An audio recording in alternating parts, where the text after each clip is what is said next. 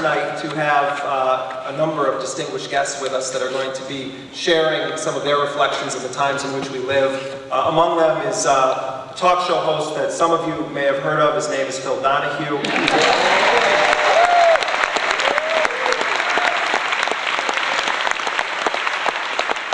He stopped in today. We also have a very brave young man by the name of Camilo Mejia.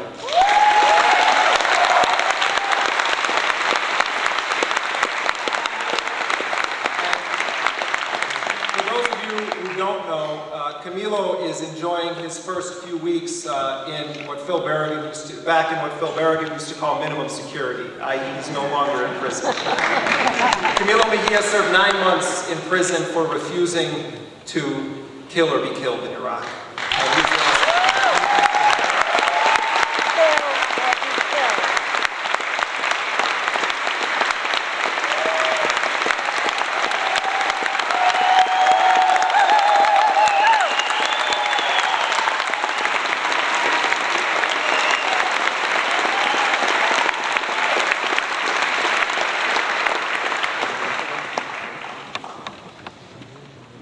I think that it's very important that we remember those of us that are journalists, media workers, people who are about independent media, to remember how much of a threat independent journalists face around the world today. This was one of the bloodiest years, 2004 was one of the bloodiest years ever for our profession. In Iraq alone, the United States military killed more than a dozen journalists, with a deafening silence on the part of their colleagues from the corporate media. And I think we need to remember that those journalists died so that we could understand something about the nature of this occupation. Their lives were not given in vain. And the way that we honor them is by continuing with their mission. We recently have been following the case of the Italian journalist Juliana Segrenna, who's a writer for the newspaper Il Manifesto. She was held hostage by an Iraqi resistance group for a month and then was released. And as the car that was taking her to the airport after she was picked up from the abandoned vehicle where she was left by her captors, as that car was going to the airport, it was shot up with hundreds of bullets by a Humvee. And originally what was said about that story is that the Italians refused to slow down at a checkpoint. And so the US soldiers fired in self-defense. Well, now we learn from Juliana Segrenna that in fact there was no US checkpoint, and that she was not on that road, that dangerous road that everyone was talking about. In fact, she was on a road that dates back to the era of Saddam Hussein, that he had established for safe transport between his palace, which is now occupied by the United States, and the Baghdad airport. It was a road that they had to pass checkpoints of the US soldiers to get onto in the first place. It's a road reserved for foreign embassy officials, US military officials, and US officials who are visiting or working within the country.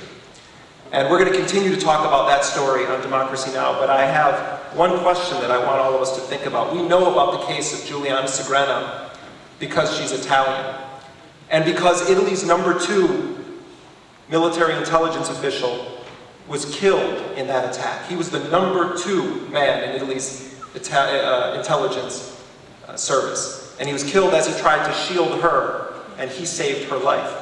And if the United States treats Italy in the way that it's treated Italy, and saying that there was no wrongdoing, it was an accident, and if the United States refuses to hold accountable those who did the killing, if the United States refuses to do an adequate investigation, if they refuse to allow the Italians to investigate the car, which indicates they have something to hide, what does that say about the treatment that ordinary Iraqis receive on a daily basis from the US military? Their deaths go uncounted, their injuries go uncounted, at numerous checkpoints around the country where they did or did not slow down, when they heard someone commanding them to do so in a language not their own and not of the country that they live in at that moment in Iraq. Countless Iraqis have been killed at checkpoints. But the media is too busy reporting on Michael Jackson to talk about any of the more than 100,000 Iraqi civilians who have been killed.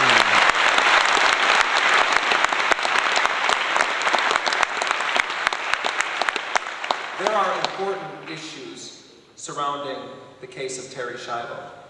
But there are important issues surrounding the case of numerous Iraqis who are being killed on a regular basis, and I wish that we had the drumbeat, non-stop, around-the-clock coverage for the tens of thousands of Iraqis who have been killed that they have devoted to this one unit.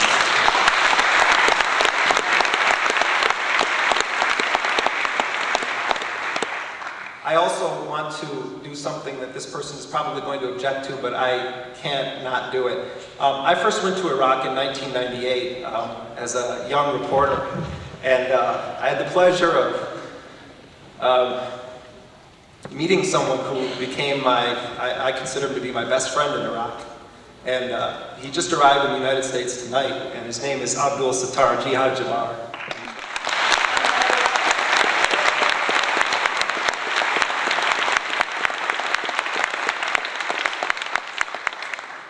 But we are here to celebrate. And we're here to celebrate another anniversary, and that's the 50th anniversary of our first speaker, and that is Phil Donahue. 50 years ago this year, he went on the air as a journalist. And I could tell you the story of his more than a quarter of a century on the Donahue show. And I could tell you the story of his being fired by MSNBC for allowing anti-war voices on the air. And I could tell you about the internal memo that said that MSNBC did not want to be the face of the anti-war movement. But I'm going to let Phil Donahue talk to you about that himself. So please join me in welcoming Phil Donahue.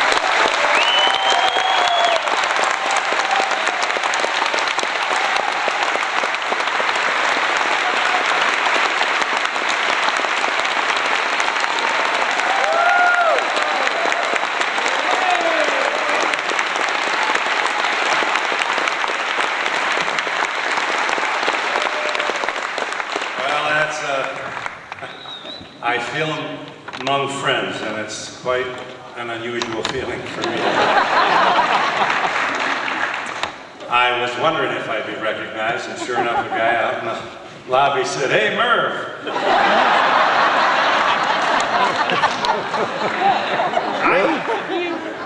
My wife and I are children of the 50s. I was raised all Catholic, wall-to-wall Catholic. A girl was a bad thought in my adolescence. And about that time, Marlo makes the point that her parents would say if they didn't know what they were doing, they wouldn't be in Washington. And that, my folks said, this was the 50s. Eisenhower, America, all good in all things, the good war, Lend-Lease, the Marshall Plan, America. And I, by accident of birth, was a part of this nation. And patriotism was an obvious follow-on to this wonderful nation that did so much to defeat fascism and to put down and respond to the aggression of the Japanese. And so I marched into life very proud and very patriotic.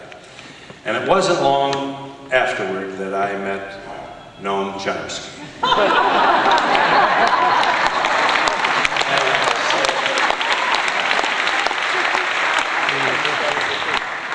I said, "What are you trying to say?" And he looked at me and he said, "Never, ever trust the state."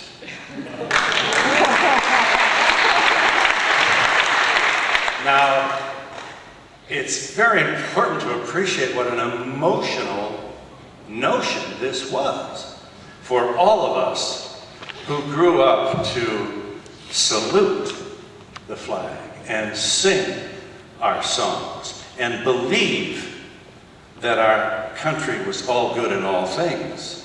We were prepared in our childhood for a world that never materialized.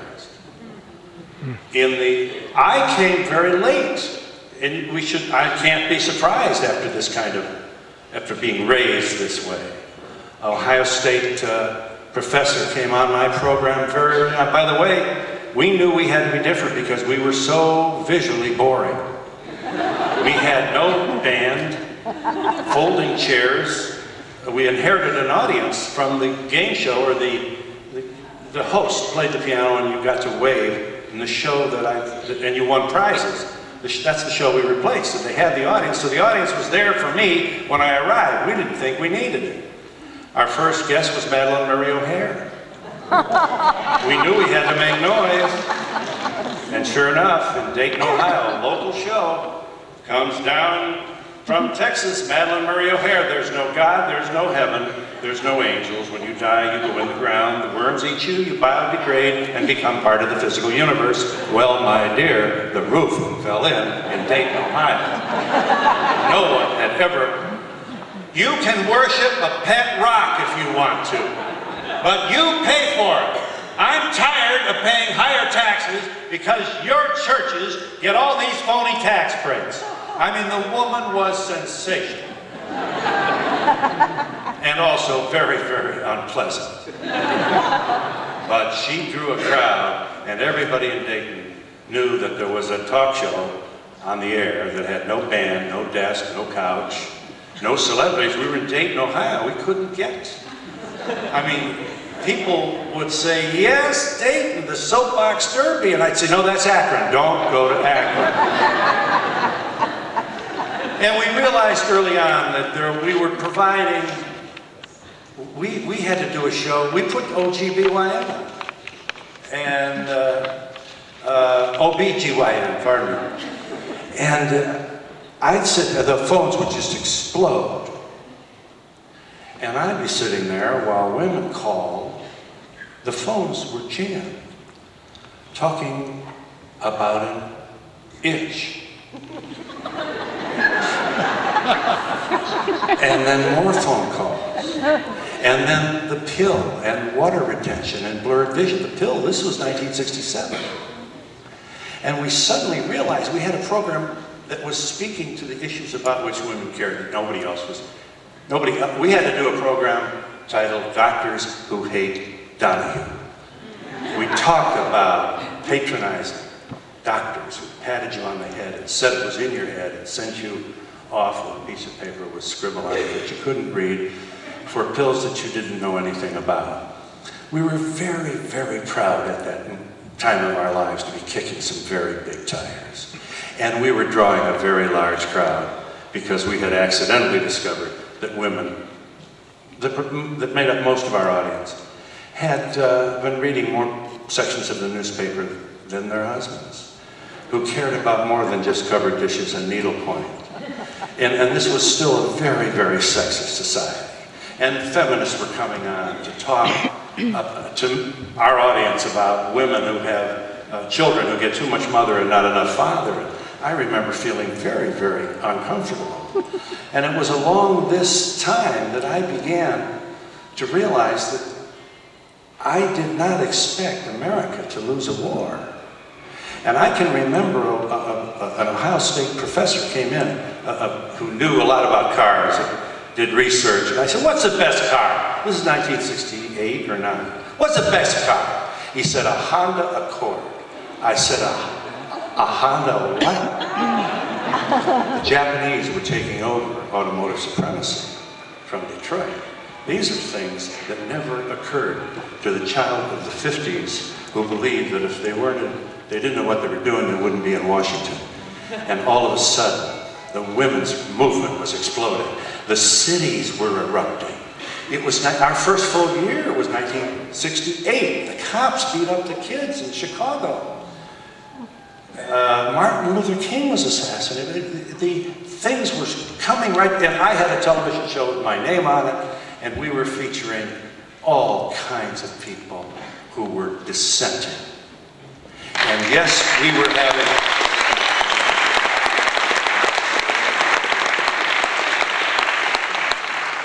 And we were getting away with it. We had a huge audience. We had women out there who wanted this all the while and nobody else gave it to them. And yes, we did have sponsors cancel. Bob Evans of Bob Evans Farm Sausage, I'll never forget it for life. I will not sponsor any programs that tear down America. Pretty simple with Bob. I will not sponsor any programs that tear down America. And that was, we had a guy on who said all automobile dealers are crooks, and there went the entire Miami Valley Automobile Dealers Association. Not only off Donahue, but off the whole station. I had salesmen, young guys, 30-something guys whose wives were pregnant, outside my office, and most salesmen at that time were men, by the way, different today. We're slow learners. Wanting to know, what the hell am I doing? You know, and to give a speech to a guy about the First Amendment, to a guy who just lost Rogers Pontiac, rings hollow. And nevertheless, we had a general manager that hung with us. It should be said we had a tremendous audience too. We did have, well, it's amazing what you can get away with as long as you draw a crowd. And we had power. And we had anti-war people on. We had a mother whose daughter, who happened to be a Quaker. We were right near Yellow Springs, a state in Ohio.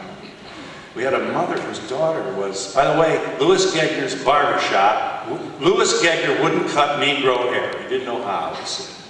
Didn't teach me how to cut kinky hair. And every student at Antioch College sat down in the street in front of Louis Gegner's barber shop. And every black kid from Antioch College got in there. He finally succumbed, and he cut Negro hair, and he proved that he didn't know how the hell to cut Negro hair. And we had young black males at Antioch College wearing this thing that looked like he ran into a buzzsaw as a symbol of pride. By the way, one of the students in that sit-down protest was a young co-ed by the name of Coretta Scott. Who was Mary, the moral leader of the modern civil rights movement. And here is the Notre Dame graduate from the class of '57 who thought that girls were a bad thought and that America was right and good in all things, and suddenly the scales were falling from my eyes. The dream of America as I thought it was, the Norman Rockwell world in which I was raised, prepared me not for what was happening in the late 60s and on into the 70s. Nobody told us they'd impeach a president. Nobody told us they would assassinate a president. And we kept on keeping on, and the program began to grow, and suddenly we really felt that we were able to kick some mighty big tires and get away with it. And it's against that backdrop that I appear before you today, out of work,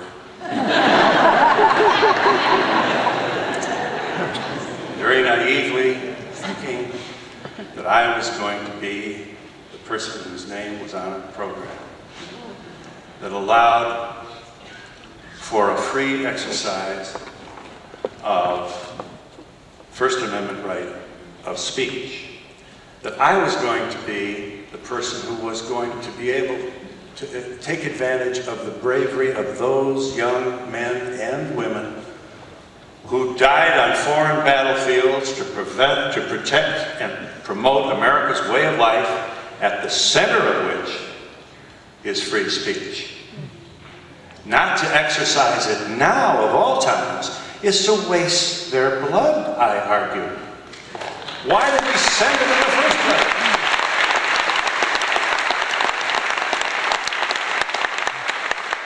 Don't waste this young talent if you're not going to take advantage of the way of life that they preserved for us.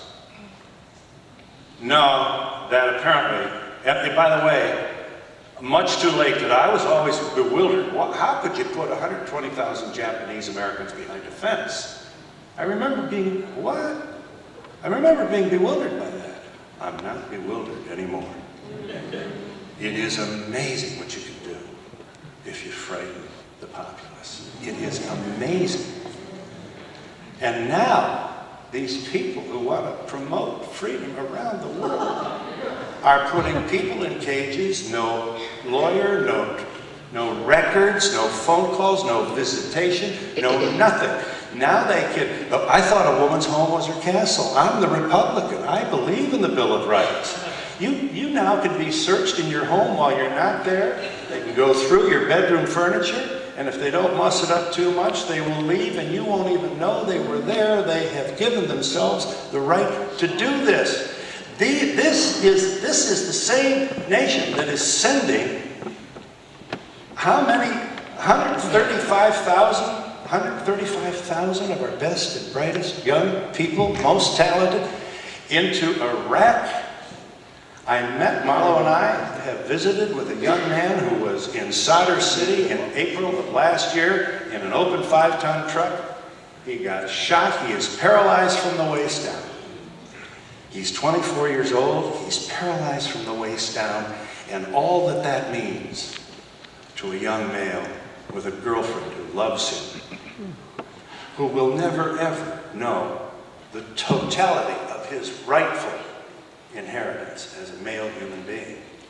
Unless, of course, we have some wonderful breakthroughs with stem cell research, except the man that sent him to war, where he lost all his feeling and abilities from the waist down, does not approve of stem cell research. This is just one example. I've been to Walter Reed. I've seen the stumps. I've seen them smoking outside of the building. They can't strike a match because you have to have 2 arms and 2 hands to do that. And we still don't know the totality of the mental damage that's been inflicted upon our people. And by the way, this was done without having any respect at all for the framers, who said I'm preaching to the choir, but I gotta get this out because I know I'm speaking for you. The Constitution says only Congress can declare war. I'm the conservative. I want us to obey the framers. The framers were right. Bob Burke said it's wrong. It's wrong. He was right. This is an American. These are red state people who give awards to young people, who offer essays to Daughters of the American Revolution dinners, Chamber of Commerce dinners, American Legion dinners, why I'm proud to be an American, what the Constitution means to me. The framers are our apostles. The Constitution is our patriotic Bible, in every sense, in every word, except the part about going to war. The Congress, you can't expect 535 people to make a good decision. But let's give it to a man. Let's give it to the man. Free speech. Free speech, rights of privacy have become a quaint idea. It's a nice idea, but not now. And America, significant millions of Americans are standing mute while I think the most wonderful document in the history of civilization is totally ignored, if not trashed. Certainly has had its back. Certainly this administration has turned its back to the United States Constitution, and apparently we have far too many people in this nation who don't care. And media is on its way to say, rah-rah, approve. If you dissent before the war, you're not patriotic. If you dissent after the war starts, you don't support the troops. If you dissent after the first soldier falls, you're desecrating his grave. They have spent millions of dollars to marginalize dissent, and we've got to stand up and say, basta, enough, enough. We dissent. Live about America.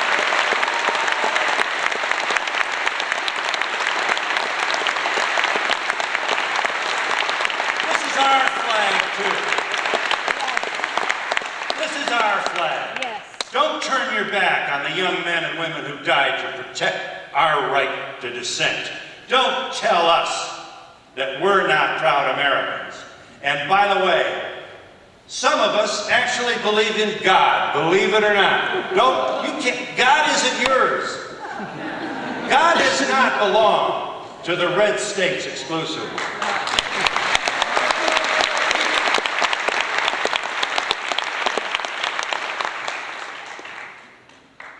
Somebody called Tommy Smothers once on the Donahue show, and I said, "Do you believe in God?" He said, "Yeah, but I don't know if he's doing such a good job."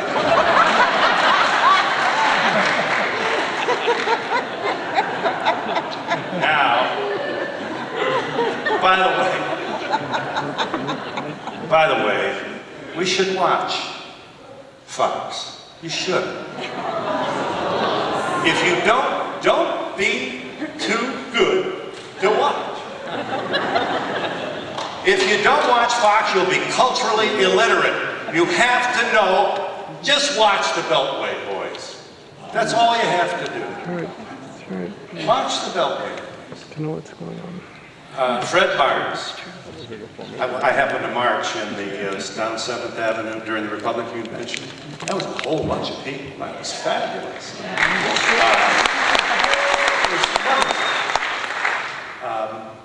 Fred Barnes, 37% of the people in that march thought it was okay for Iraqis to shoot American soldiers. I mean, you have to pay attention. Who was the Speaker of the House for about 6 minutes before I had been an adulterer? Livingston said that John Kerry hates the troops. Hates the troops. You know, and they're getting away with this. And by the way, can you imagine if Bill Clinton had hired a gay guy under assumed name and put him in the press corps who happened to have a website for gay prostitution? Well, now, how about that story? Yeah. The entire nation would have come to a halt for a year.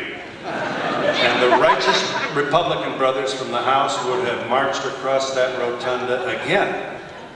And America would have once again been distracted while thousands and thousands of innocent people across the world are looking up at horror as we continue to bomb crowded cities at night where old people and children are sleeping. And we don't have to do this. Oh, we have so much to sell.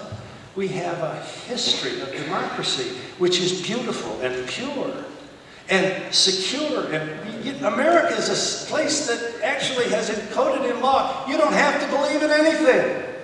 You don't have to salute the flag.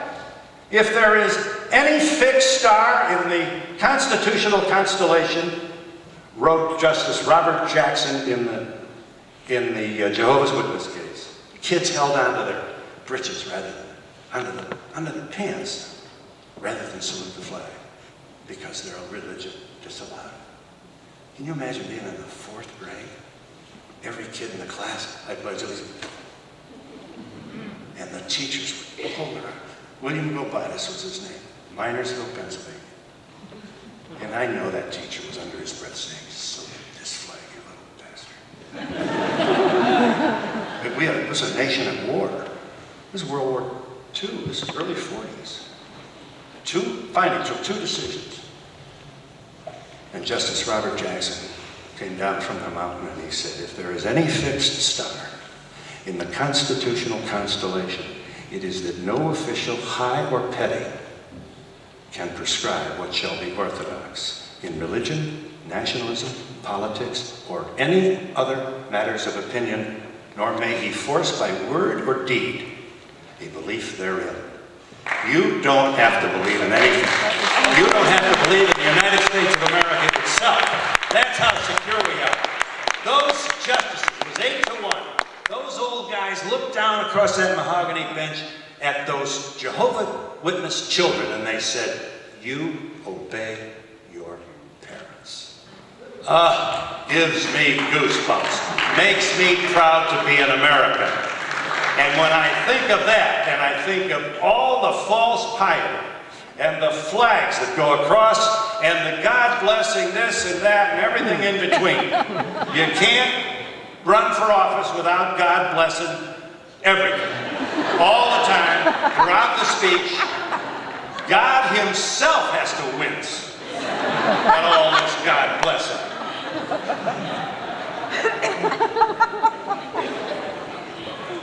But alas, our times have changed. It's much, much more difficult now with the corporate media.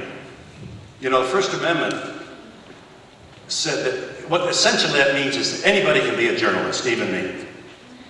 I remember when I first became a news guy, was in Adrian, Michigan, and I used to go to that fire and I'd say, what did it look like when you got here, Chief? You know, and he'd say, it looked like a fire dummy. What do you think? But I could stop. I was probably 21. I must have looked 12. And I could stop the mayor with this little Norelco microphone. The police chief, bang. I could stop him cold. I couldn't get over how much power I had. It was a fabulous, fabulous moment. Awareness for young Phil, who never really appreciated media, what it does. I remember being thrown out of an office because the guy didn't like my questions. I remember the turbulence of covering City Hall and scandals within the police department. It was wonderful. And it was this experience that I brought to the Donahue show. And thank God, we succeeded in a commercial way that allowed us to continue it. Alas, that is not the case today. Today, you have to be a rah-rah media. Today, dissenters are like the dolls in the carny, you know, at the fair that you throw beanbags at, and if you knock them over for the amusement of the people, you get a prize. Well, progressive, dissenting, liberal people, by the way, there are no liberals. They are loony liberals, flaming liberals. No, there's no left, there's a radical left. It is unbelievable how successfully we have been marginalized. It goes on and on and on. They spent $1 million, the Republican Party, convincing Americans that we're wimps, that we're afraid to go to war. We don't believe in God. They're for life and we're for death. This has been an enormously successful campaign to marginalize those who say, wait a minute, I do not agree. But there are some shining examples of people who are true Americans, who will. I can remember meeting these people, even during the time when it was tough to protest the war, for example. And I came to my own feeling that there are 4 phases to commitment. The first phase is the fun phase. I've been through them all. It's the fun phase. Suddenly you're out and you're marching and you're singing, we shall, oh man. And I thought, this is what my Catholic faith has taught me. It's not about kneeling down and praying, it's about standing up and doing it.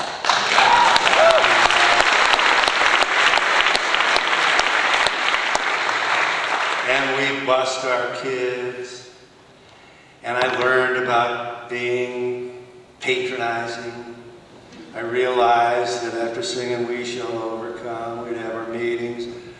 All the white guys did all the talking. And I remember saying, well, why don't we get some, we had an activity center.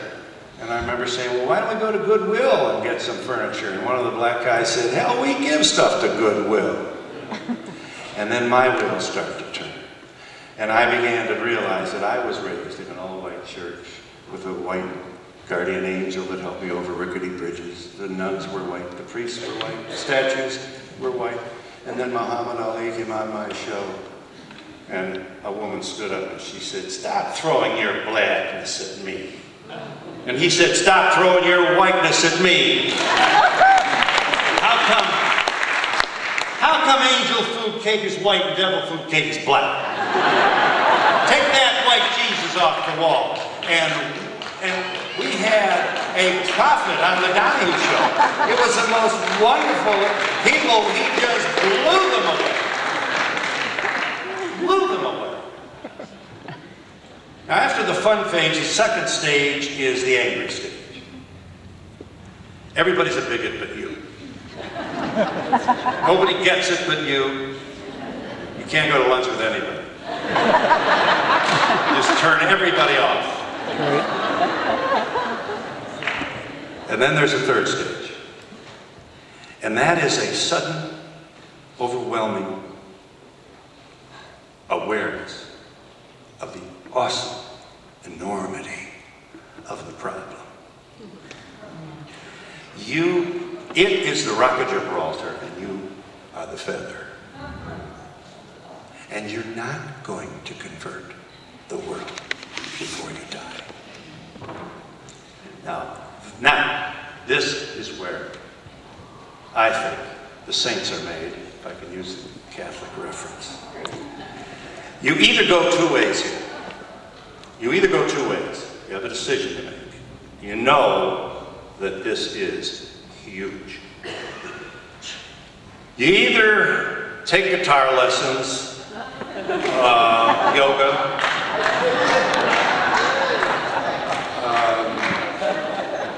what do you call those groups when you sit and talk about your spouse? Sensitivity sessions. Or you live under a car top in New Mexico. Or, even knowing, you keep on keeping on. Lean into the wind.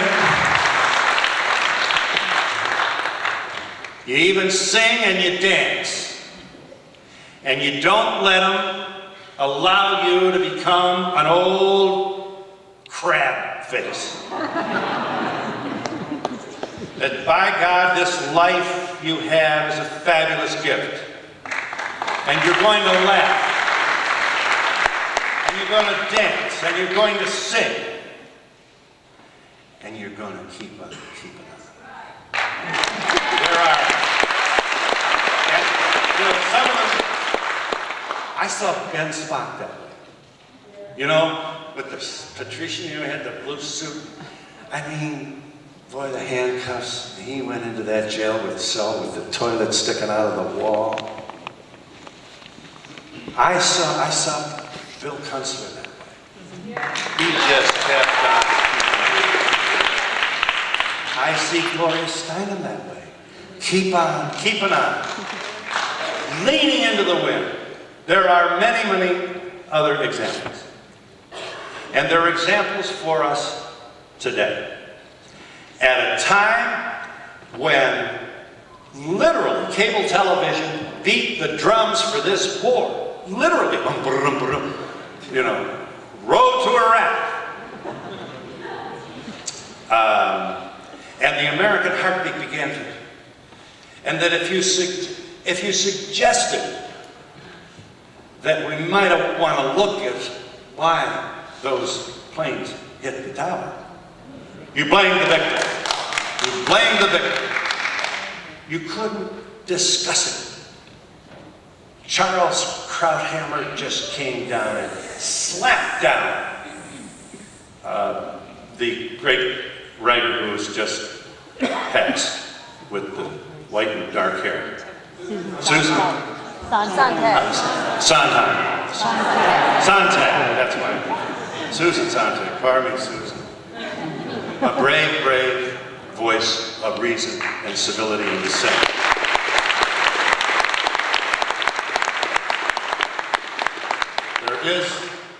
There are voices today. And she was one of them, and there are others. We are not alone. And in an age when media has been totally handcuffed by the corporate power that they are so subservient to. Corporate power. Imagine General Electric being thrilled about having an anti-war voice. I mean, these are mutually exclusive ideas. Certainly, they'll put dissenters on, but they're more for the entertainment of the shouting heads and the promotion of the food fight, not unlike the doll at the carnival at which you throw a beanbag. There is no thoughtful dissent, analysis, examination of, for example, civilians killed in Iraq. There is none, except on Pacifica, on many NPR stations, on WBAI, and from the voice and the good heart and the very bright light of Amy Goodman. I don't know how she's doing this.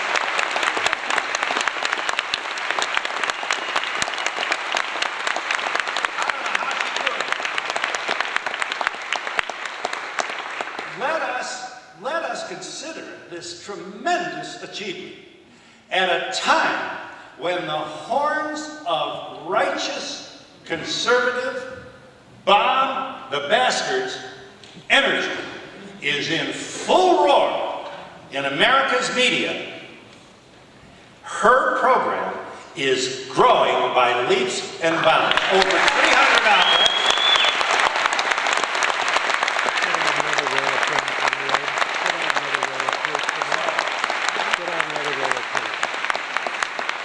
Amy and Juan Gonzalez, let us and Jeremy and David, you shouldn't ever get in a taxi cab, ride on a bus, or take the subway without saying to the person next to you, you know, WBAI is at 99.5.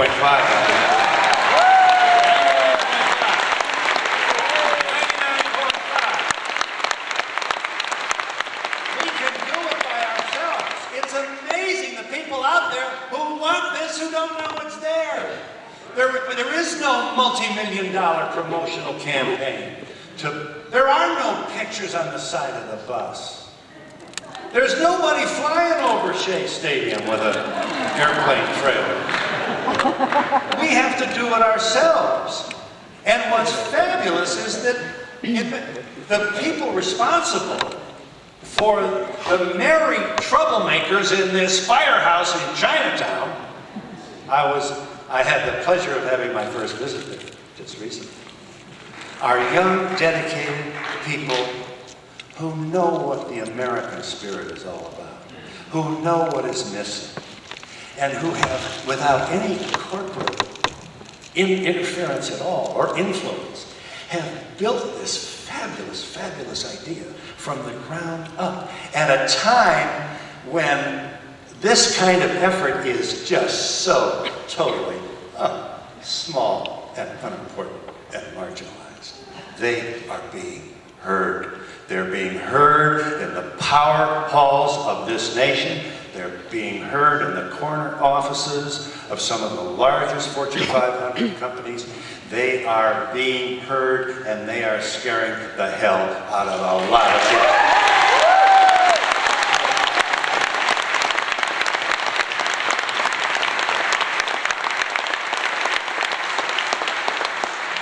So let's not let her out there and the merry troublemakers who surround her.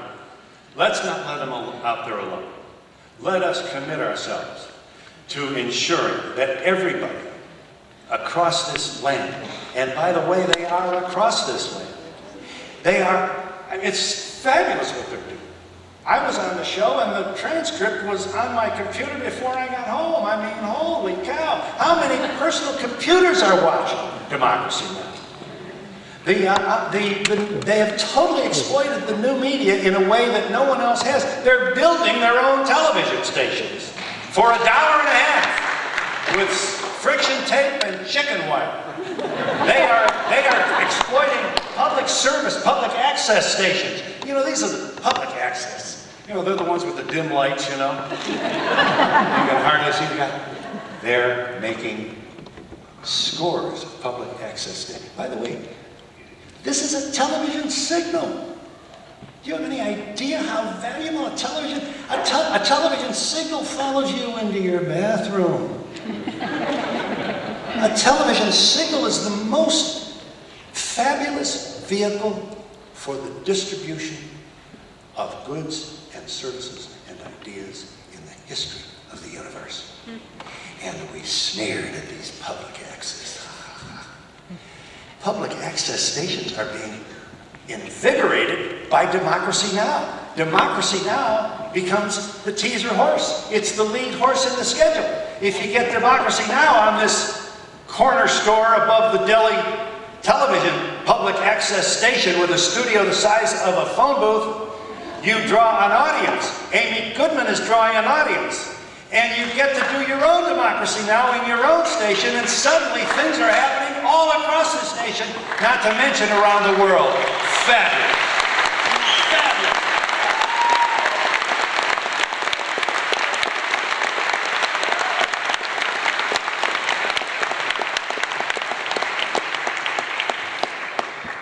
So, as one recently separated from my own television show, I'm now running around trying very hard to get in Amy's picture. Smiling.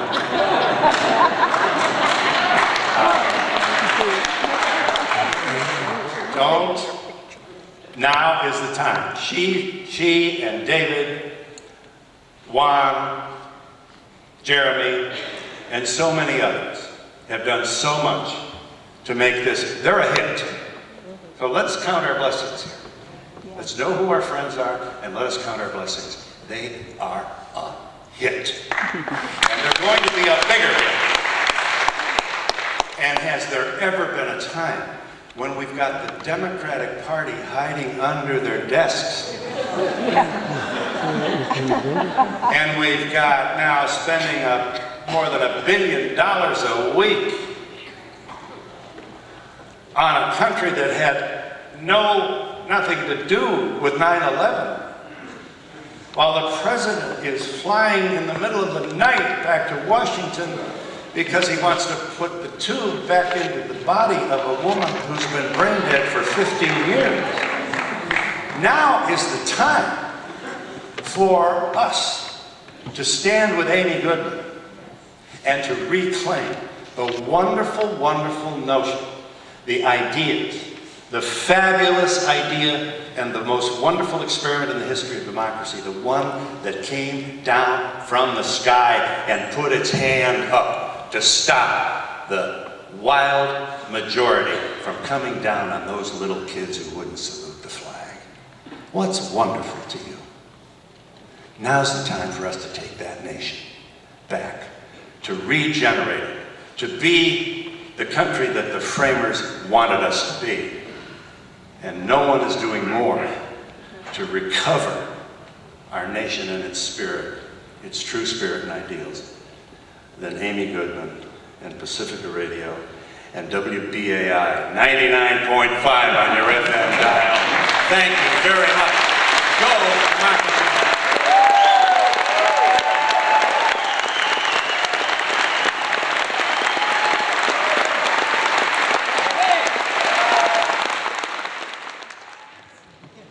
I think there are a couple of Pacifica executives in here, and it sounds like Phil is looking for a job. Would anyone here listen to the Phil Donahue show if it was on WBAI?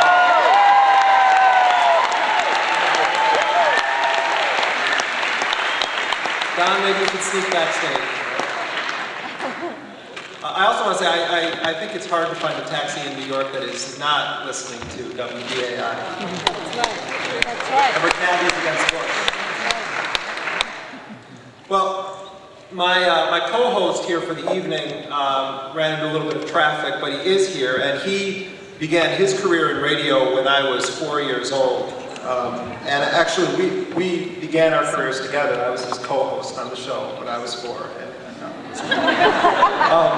He began at WBAI in 1980 and has done pretty much every job at the radio station WBAI. I don't think there's much of a need to explain who Bernard White is, but to simply say welcome, Bernard.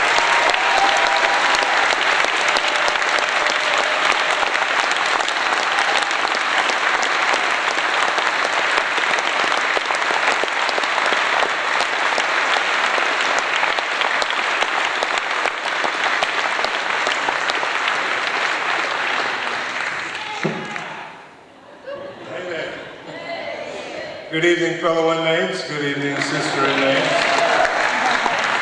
Good evening to you all. Good evening to those stalwart travelers who made their way through the elements this evening to get here, to be a part of this activity. Good evening to all of you who have also navigated your way through the mounds of bovine feces that continuously bombard us in the media.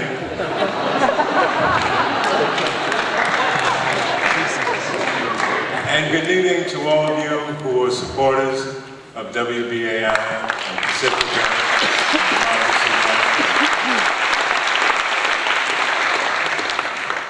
This evening is a very special occasion.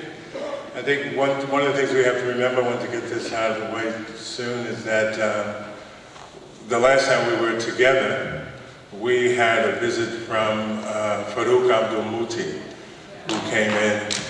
Farouk is no longer with us, and I think, but the spirit of Farouk still lives on in all of us.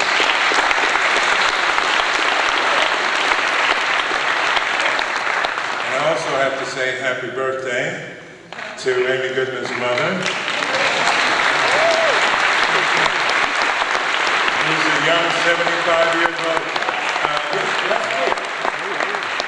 Happy birthday. This evening is really important. Because you know what, one of the responsibilities, we have a responsibility as journalists to try and get the truth to you.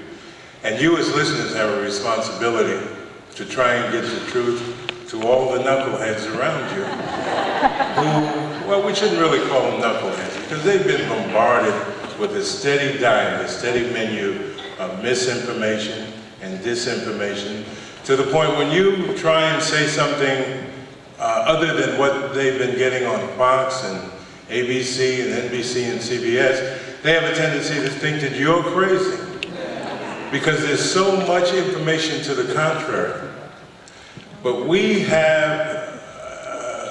about to move into a period where those young people who were tricked into going into this war in Iraq, who were snuck back into the country in the dead of night and sent to hospitals, those that weren't sent to cemeteries. And they're going to be walking amongst us pretty soon. And we're going to probably see this summer the extent of the damage that this war has caused for the lives of young people all over this country.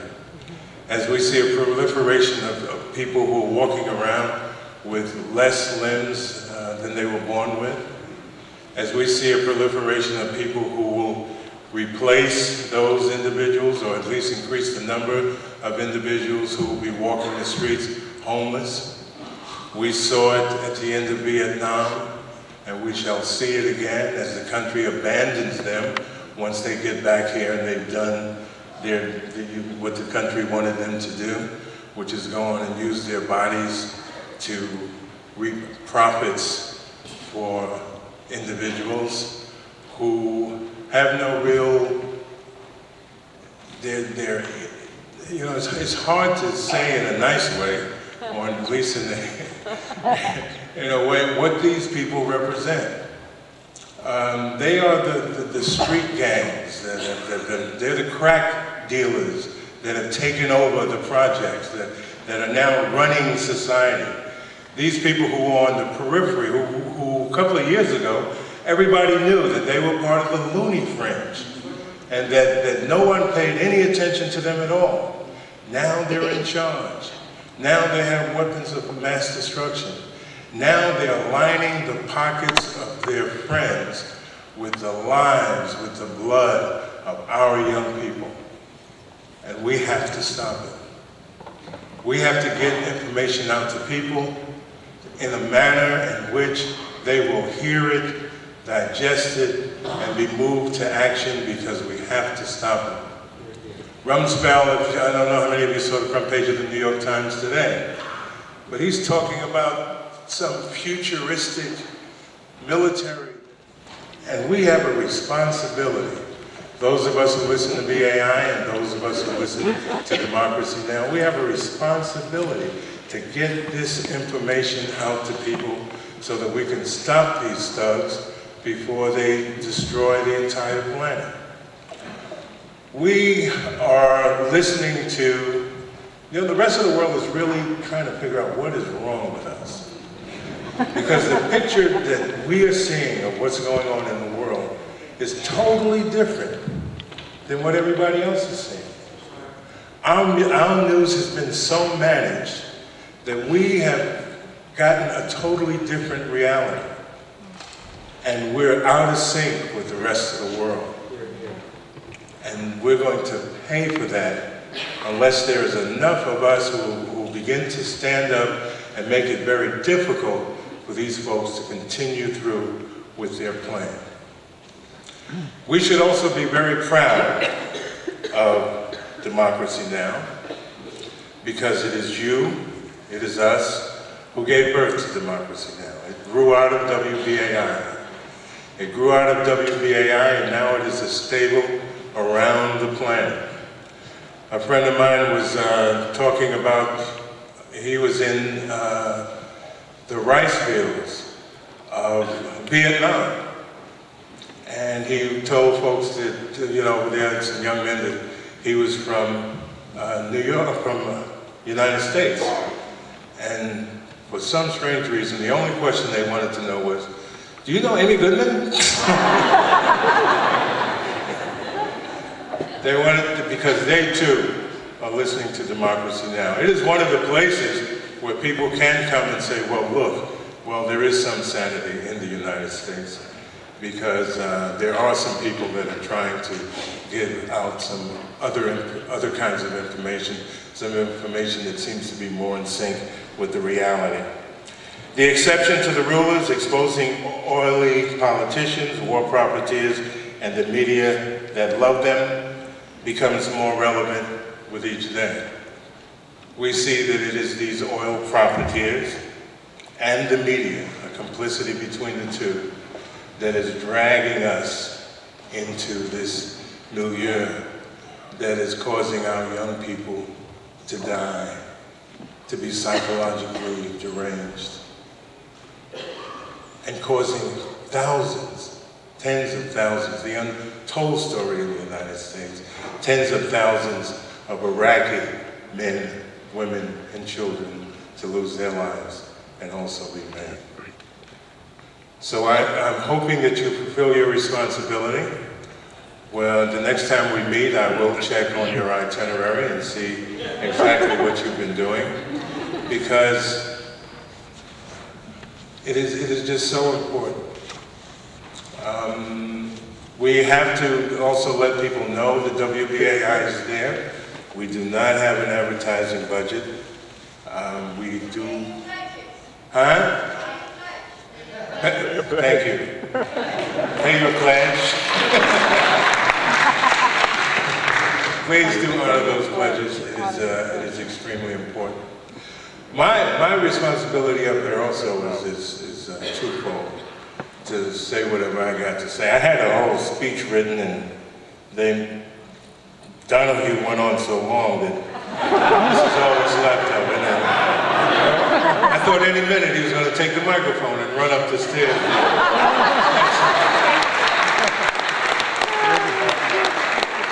But it's wonderful to see him in this setting. I wish he was here a little earlier. We might have gotten a lot more information out to people, since folks seem to gravitate toward those folks who are considered to be celebrities. But he's learning too. You know, this is a constant learning experience, and he's learning too. He entered this pretty naive. He was kind of naive when he entered it. And I think he's learned a lot. Hopefully it's not too late. Hopefully he can still get back to the airwaves and begin to continue to share what he's learned with other people.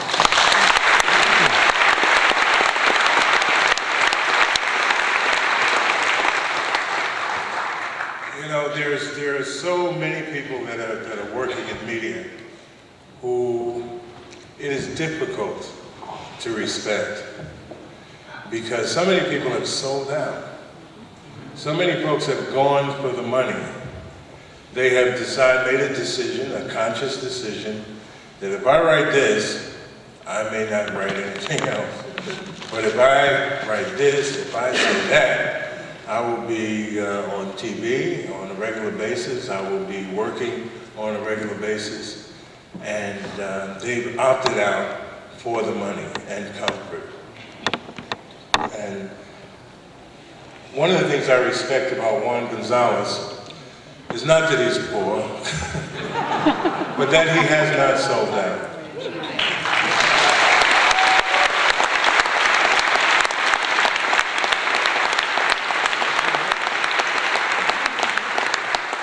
That he has, taken the opportunity whenever he could to get to the bottom of information, no matter what other people were saying. When they were down on the site in 9/11, down at the World Trade Center, saying everything's good, everything's cool, you come on in, don't worry about the air is fresh, don't worry about it, it'll be okay. Juan did an in-depth study of how this air was polluted and how it negatively affected the people, or will negatively affect in a long-term as well as short-term basis the people in that area. But that's not the only thing. He has stood up on many, many occasions. In fact, I don't know how many of you remember that there was something that happened at WBAI. Yeah, the cool time. Well, when something like that happens, everybody is in shock. You're stunned because you don't believe that something like this actually happened. We were in shock and awe that this whole thing took place. And Juan Gonzalez, out of all of that, said, listen, I got an idea of what we can do. Sat down, talked to him, worked out a strategy, and we're back.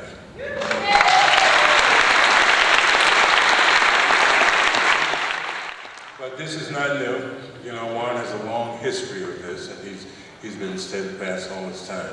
So I'm going to move aside, since I've exhausted my speech, and introduce you to Juan Gonzalez.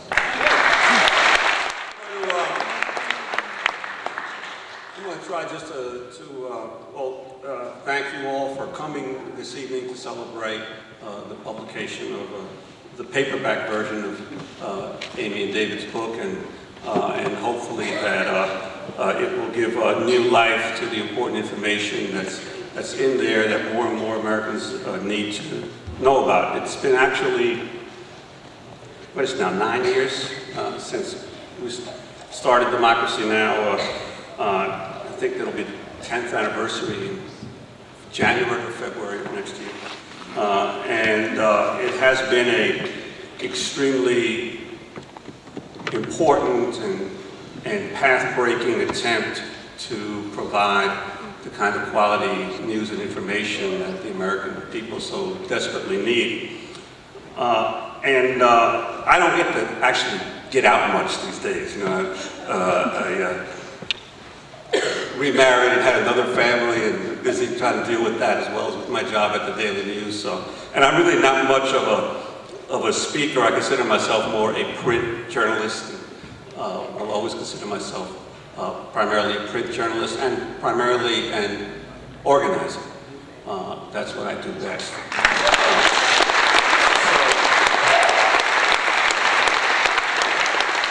What I like to do for a few minutes is just to talk to you about the state of a profession that I deeply love, and also, since we are in a crowd of the converted, not so much talk about the problems that exist, but what are the real potential solutions that can be affected by conscious and active Americans.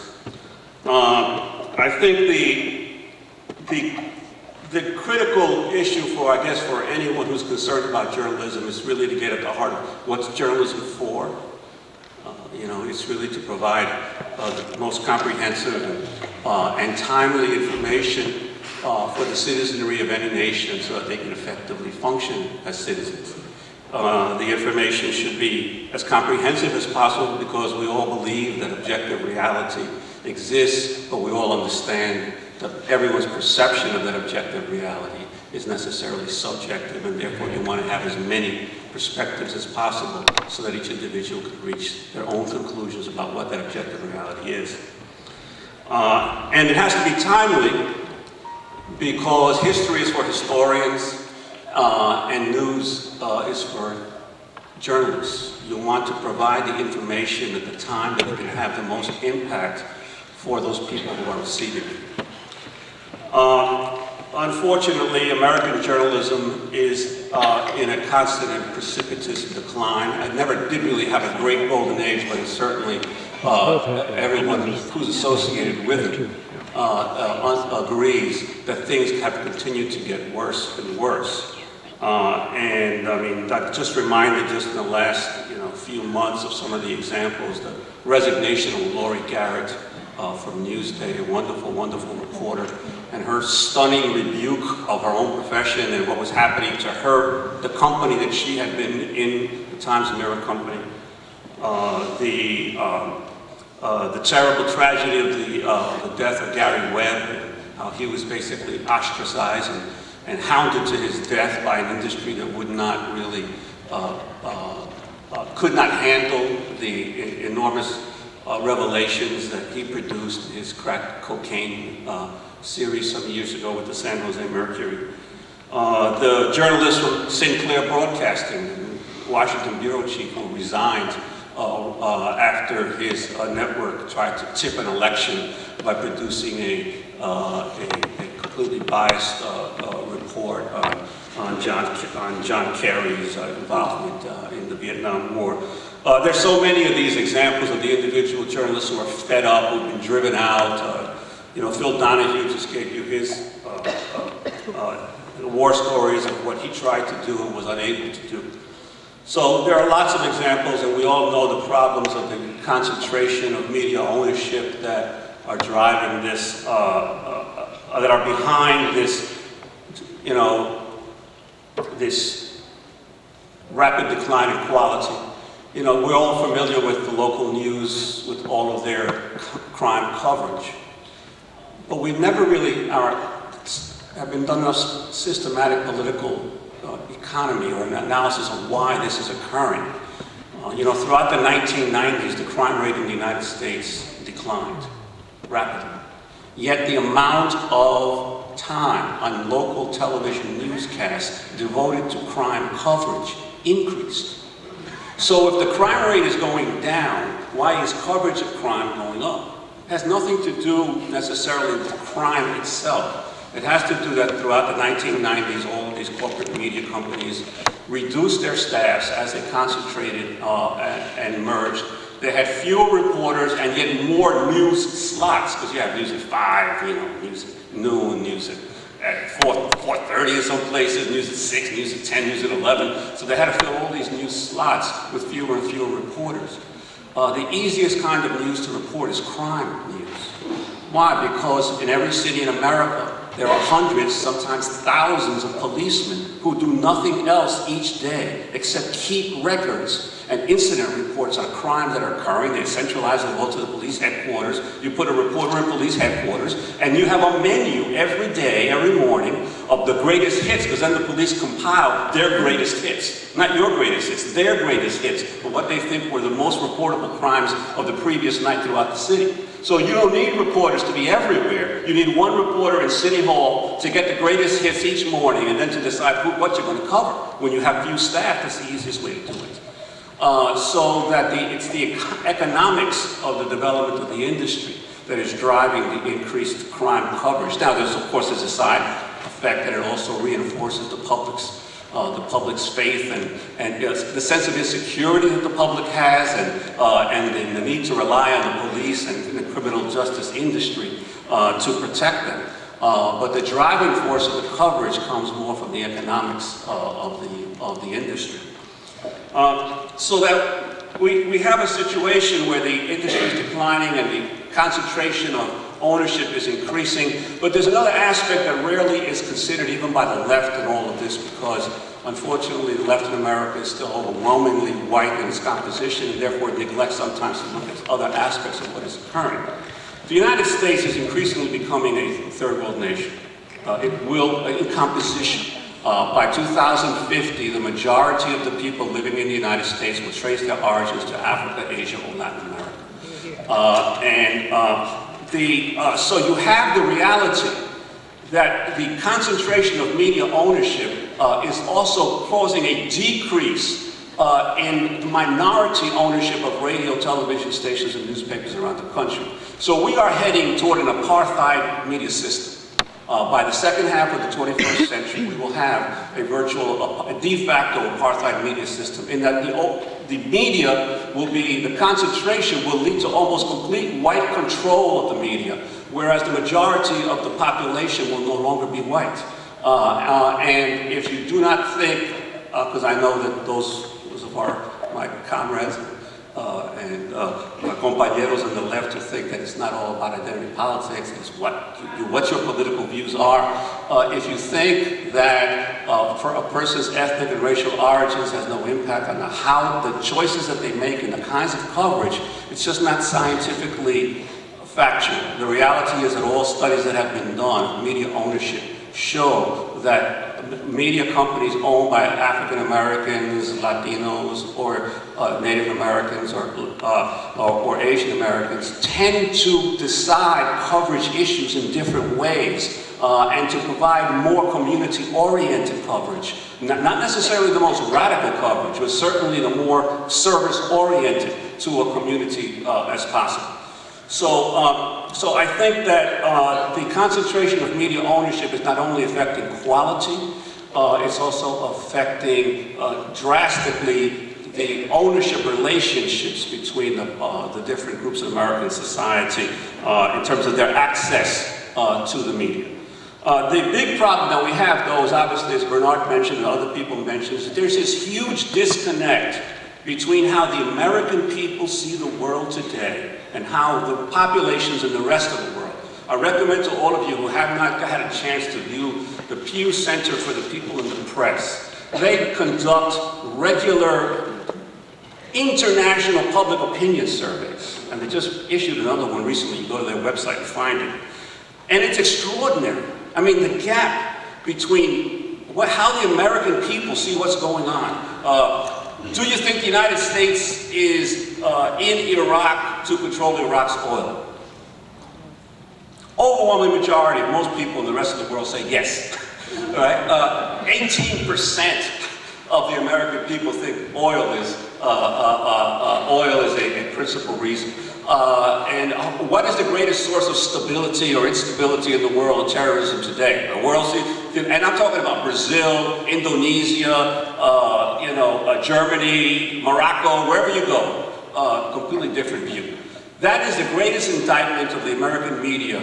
How is it possible that one population in the world sees things one way, whether it's the environment, the Middle East crisis, the war in Iraq, a range of issues one way, and the rest of the world sees it another? That's the responsibility of the mass media. We've created that in that. And so what I have tried to do over the last 25 years as a journalist is to understand that if we're going to change this, we have to do it in a variety of ways. Number one is we have to organize the workers in the mass communications industry, of which there are,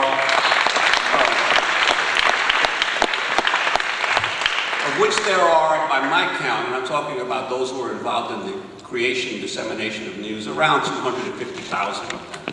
Only in probably less than 75, 80,000 actually in trade unions, and the rest are unorganized in one way or another. To organize them in any way they can be organized.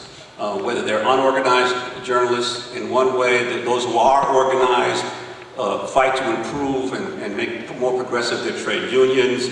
If they're African American or Latino or Asian, help build their own organizations or our own organizations so that they can become more progressive. But basically build organization in the workplace of the media workers of the United States.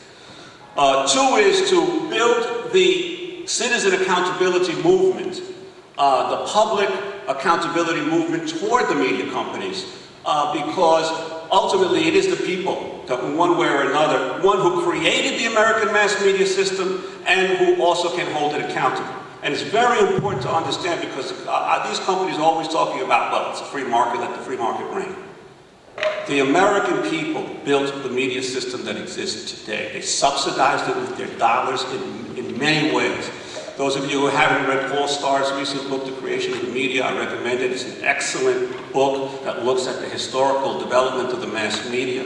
The American postal system subsidized the creation of newspapers up until the mid-19th century. The overwhelming amount of traffic of the postal system was the delivery of newspapers at subsidized rates. So the postal system was one huge subsidy to newspapers because newspapers were delivered. The city daily that's sold on newsstands is a rarity. Most newspapers were delivered into people's homes by the postal system at subsidized rates. The telegraph, the government subsidized the creation of the telegraph, which allowed newspapers to be able to have correspondence in different places and send their messages into one newspaper so that they could produce news in the big cities.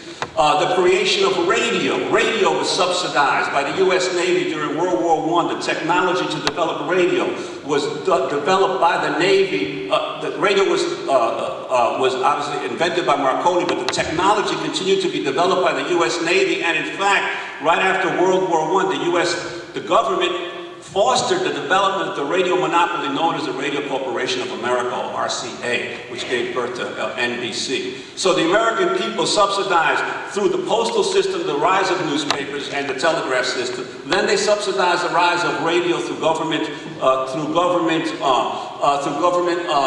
research and development during World War I. Television comes out of radio. Then you have the fantastic development of satellite broadcasting. Right? How many satellites are up in the sky right now that are beaming television signals and radio signals all over the place? Who paid for that? Who paid for all those satellites to get up in the air? The American people through the development of NASA and the ability of rockets to go up in space and to put those satellites up into space. So the American people through the NASA space program developed the satellite system that now broadcasts everywhere. And then of course there's the internet.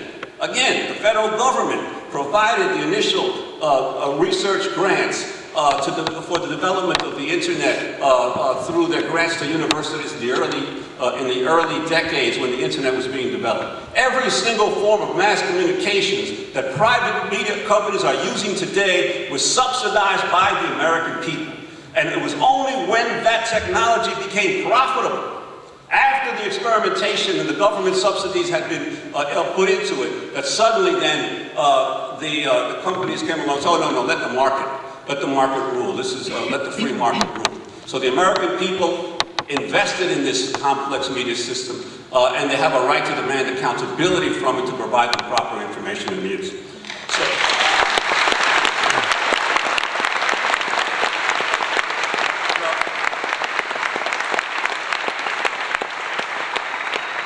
There's a third component, the organizing of the workers, the citizen accountability movement, and of course the development of independent, non-commercial media as well. Because all of the other media companies are to one degree or other censored or controlled by the advertisers who basically, if you pay the freight, you decide what rides.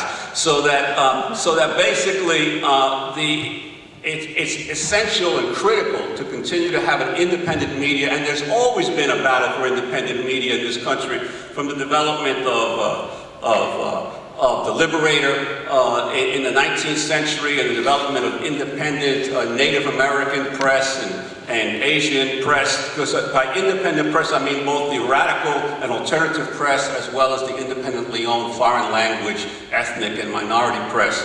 These independently owned media are critically important to raising issues in a way that cannot be reached by the major corporations in the country.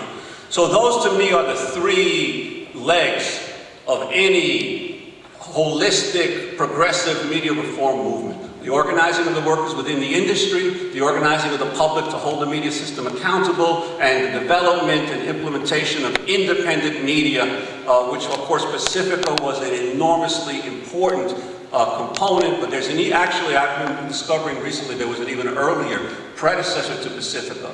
In Chicago, in the early 1920s, as the first radio licenses were being given out, some radical union members who controlled the Chicago Federation of Labor in the 1920s, got the first license in 1927 from the Federal Radio Commission for WCFL, which stood for the Chicago Federation of Labor, and they attempted to create a labor radio network back then, but and in many ways were forerunners of Pacifica, but ended up like the rest of the AFL-CIO, not being able to maintain some kinds of progressive. The most progressive positions over the years.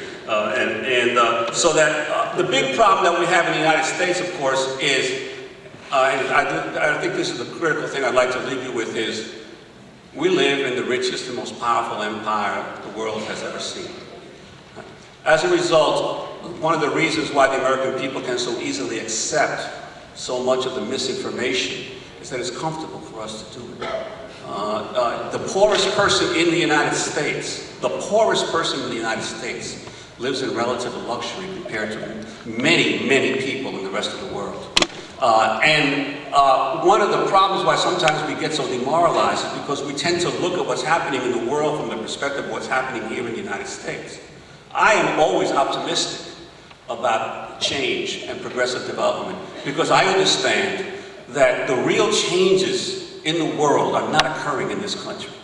Right? They are occurring in the countries of the third world that are increasingly becoming more aware and more conscious of their role and their key role in liberating humanity.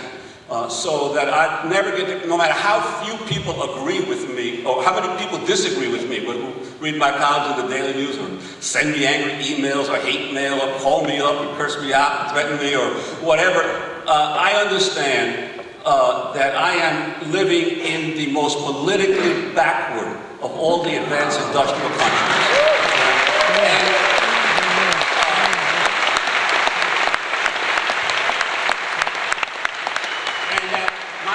Not to be swayed by that backwardness, but to maintain my sense of what is reality in the world today, and that is that the great achievement of humanity to me in the 20th century was not necessarily, some of my comrades will disagree with me in this, was not necessarily the development of Marxism or social revolutions that developed in the early part of the 20th century. The great achievement of the 20th century was that 3/4 of humanity that was living in a colonized, controlled state lifted itself up, created independent nations, and dared to say that we have a role in the world, the modern world today.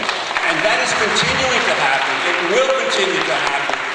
And eventually the rest of the American people will catch up with what's going on in the rest of the world. Hopefully those of us who are in journalism, either independent or commercial or whatever, will play our role in helping people to understand that. But even if we don't, it will happen anyway.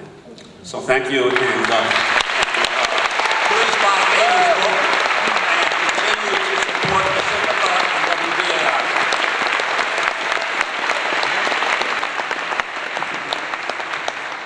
It's good that Juan's on our side. I keep forgetting to mention, or to welcome rather, the folks that are joining us tonight via the internet, because this is being simulcast right now on the democracynow.org website, video and audio. So welcome to our viewers and listeners around the world, and perhaps in the rice fields of Vietnam, if we believe Bernard. I also want to take a quick minute to thank everyone from the Democracy Now! Staff that made this possible. My colleagues who are producers on the show, Mike Burke, Sharif Abdel-Qadoos, Ana Noguera, Elizabeth Press, John Hamilton, Yoruba Richin. I want to welcome her. She's our newest staff member, newest producer as well. Dennis Moynihan, Karen Renucci. I can't do this as fast as Amy. Danielle Ferris, Jenny Filipazzo, Isis Phillips, Ting Ting Cheng, Mike Castleman, Ryan Abernathy, Mike DiFilippo. I also want to welcome Tammy Coe to our staff. She's a brand new member of our staff. And we have an extraordinary team of volunteers who show up at Democracy Now! Every day of the week and donate their labor to this program. And without all of these people, this program would not be possible. And we are here to celebrate the launch of the paperback edition of David Goodman and Amy Goodman's book, The Exception to the Rulers, Exposing Oily Politicians, War Profiteers, and the Media That Love Them. I felt like we needed to say the entire title of the book for once this evening.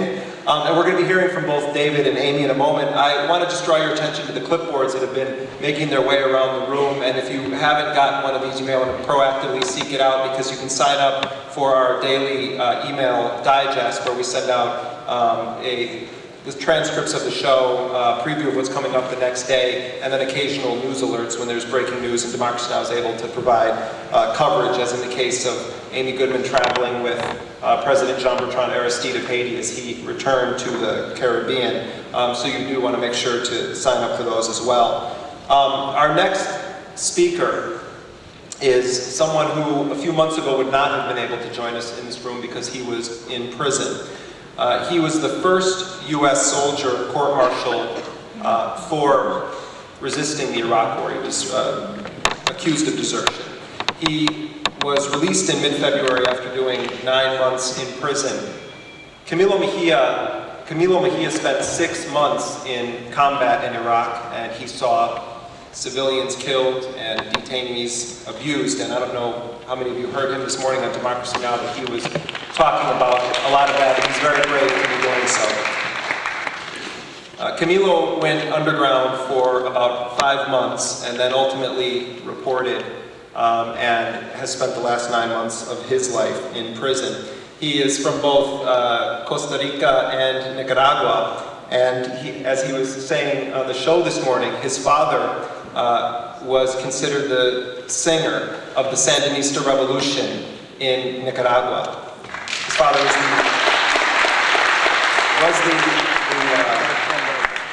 the man who sang the ballads of the Sandinistas, and went on, also was a diplomat as well. So Camilo grew up for a number of years in that revolution, and it is hard to imagine that that didn't somehow have an impact on the fact that he's here tonight. And we welcome Camilo Mejia.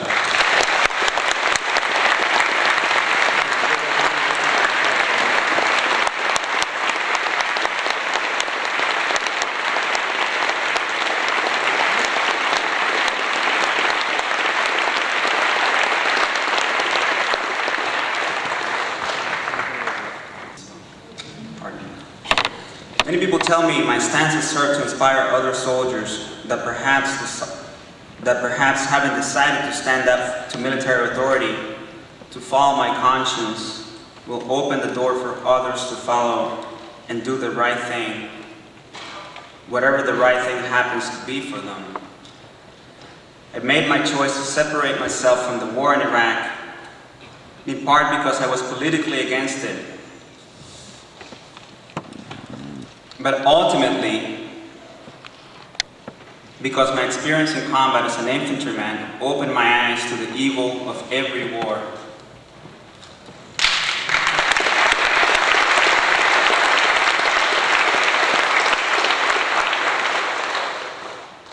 And so I made the very difficult choice to put my combat gear down and publicly announce my opposition to all wars, and to voice my opinion that this is an oil-driven war, and that American service members, as well as Iraqi civilians, are paying with their lives. That people like myself and Pablo Paredes, who was in Democracy Now! This morning, who's been charged with unauthorized absence by the Navy, and people like Jeremy Hinsman and Brandon Huey, who have fled to Canada in order to not be a part of this war, are paying with our lives. And the people of Iraq are paying with their lives for this oil-driven corporate war. I was convicted by a special court-martial of desertion. I was sentenced to 12 months of confinement and a bad conduct discharge, still pending. But my real crime to the government and to the corporate world was that I, as an American soldier, came forward with my opposition to the war, that I was critical of the military on a large scale and at the unit level, that I was critical of our government's cruel and unusual foreign policy. My crime was that I, as an American soldier, decided to express my feelings and that for a magic moment, the international as well as the American media gave voice to those feelings. So I took a jail sentence for what the military calls a crime, the crime of desertion. In my view, I took a jail sentence for performing my duty to the American people and for performing my duty to the world.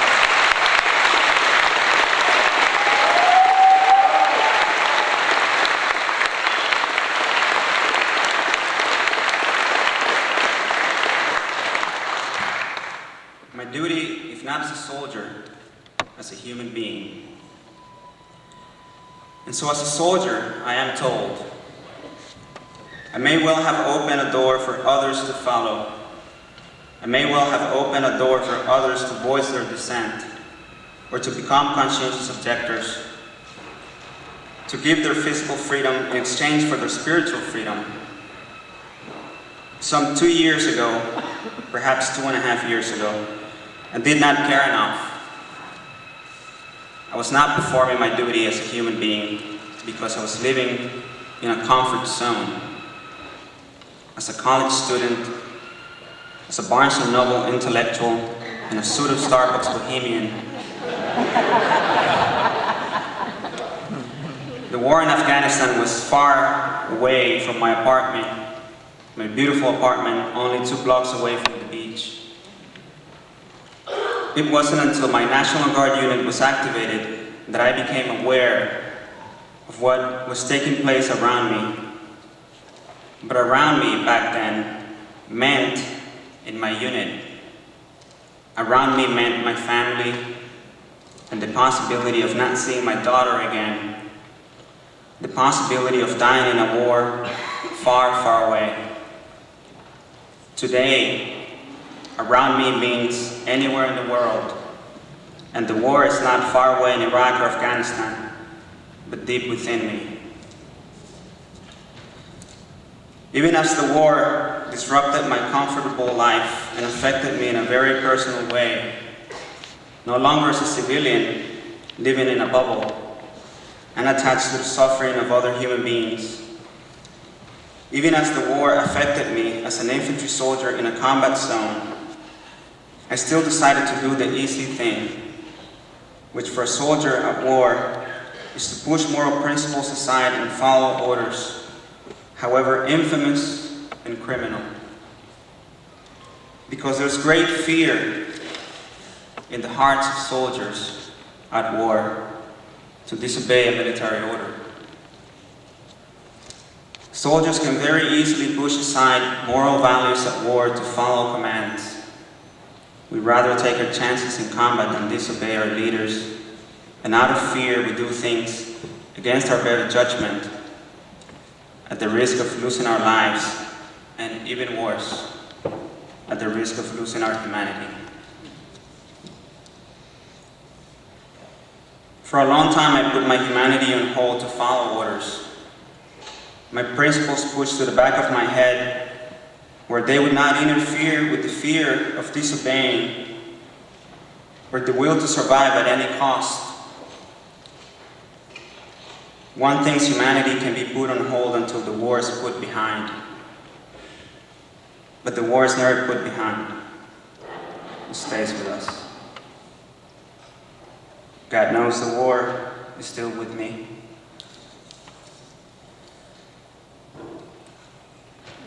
Once I came home, I was fortunate to find the spiritual strength to see what we were doing in Iraq.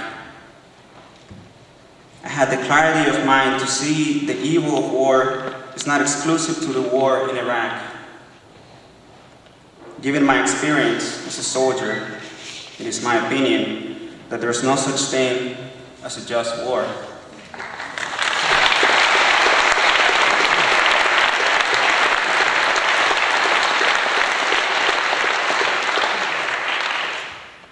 There's clarity in my heart and in my mind that as long as innocent people die in war, there can be no legal, and there can be no moral, and there can be no just war. And that I believe rules out every war. That clarity I owe to my experience, to my family, and to God. And so if my case is to inspire people, then let it be known that this is not simply my case. This is a case much larger than me. It is a case much larger than the case of a soldier in a combat zone who sees the war for what it really is. This is a case much larger than the case of a soldier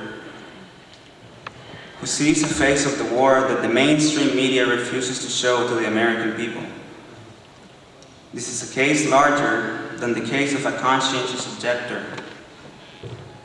This is the case of a regular person, an ordinary person.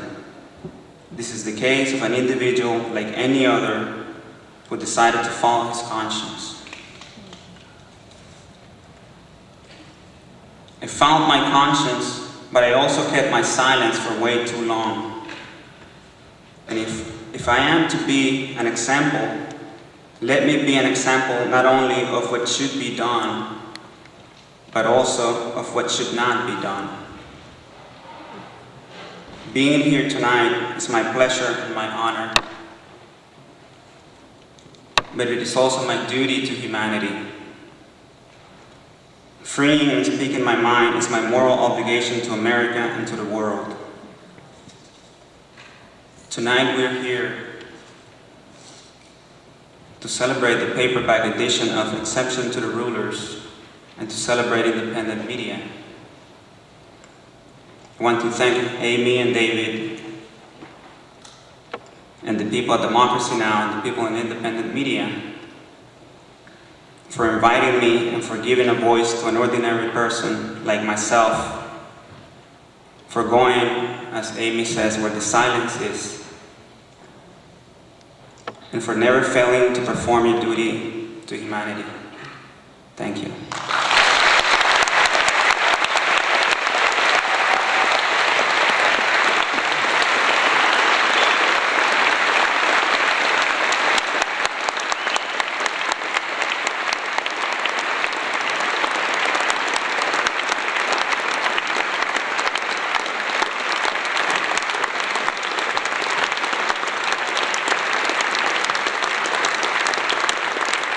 You know, being a parent, it is, one of the things that I experienced a couple of weeks ago, and maybe you all did too, those who listen to WBAI, is that we had the privilege of being requested by the Ossie Davis's family to do the funeral. A real privilege. That's something that we all honor. And one of the things that stood out in our minds is when the children got up and began to speak. And everybody who has children, everybody who has grandchildren said, you know, I wish that my kids were like that. That, you know, that they were strong, they stood up, they spoke well, and they were kids that you could be proud of.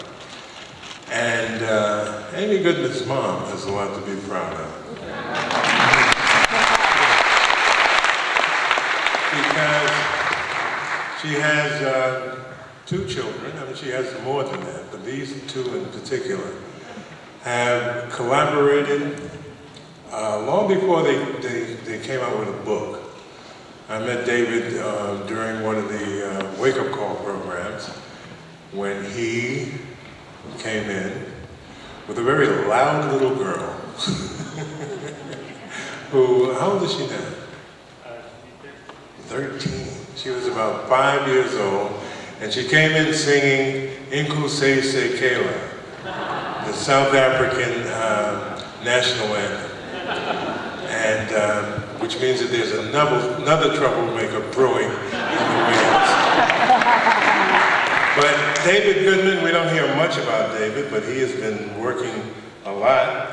David is an award-winning investigative journalist. He's a contributing writer for Mother Jones, and his articles have appeared in the Washington Post, The Nation, Outside, and numerous other publications. He's the author most recently of the critically acclaimed Fault Lines, Journeys into South Africa. He lives with his wife and 2 children in Vermont. He is the co-author of The Exception to the Rulers, Exposing All the Politicians, War Profiteers, and the Media That Love Them. David Goodman.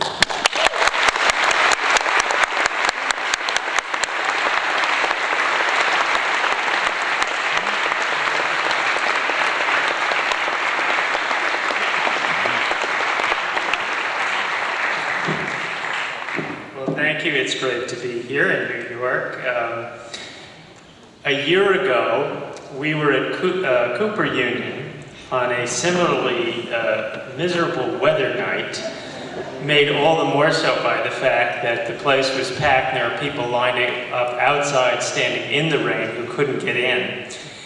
And at that time, we were launching the hardcover edition of this book. And it really was a launch, in my mind, in the truest sense. It was a launch of faith, because we had no idea where this thing was going. I mean, it was one thing to be in New York. You all know Democracy Now! And Amy and WBAI. Get to hear Democracy Now! At 9 o'clock every morning, and now you get to see it on TV and various venues. But what about that great beyond? I mean, what happened when you got off the last stop on the subway and started to walk out into America? Would anybody even know what you were talking about? I mean, would there be, that response that many of you get when you go to work and you start telling people what you heard on Democracy Now! This morning, and they think that you're nuts?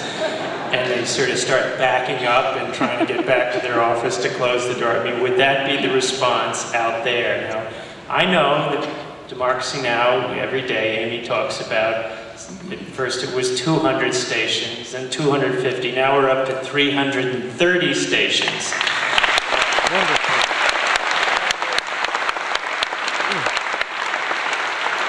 I mean, really, you live in New York, and you know this is the center of the universe. I mean, is there really anyone else out there?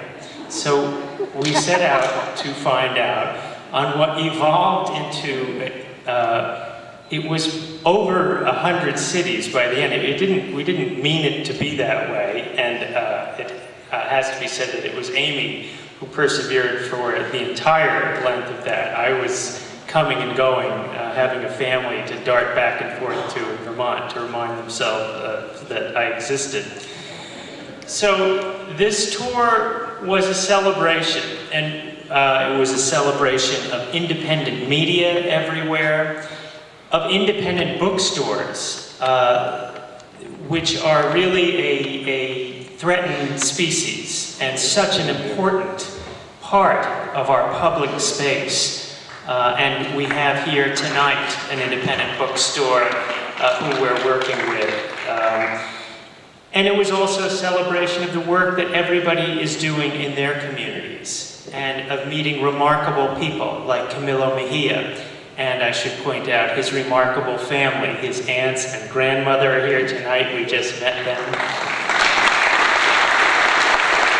Maybe they could stand up and we could just acknowledge them. So it was both celebration and education. It was, we were going to find out, what was going on out there. And the first stop, we launched it here in New York, and then we went to California.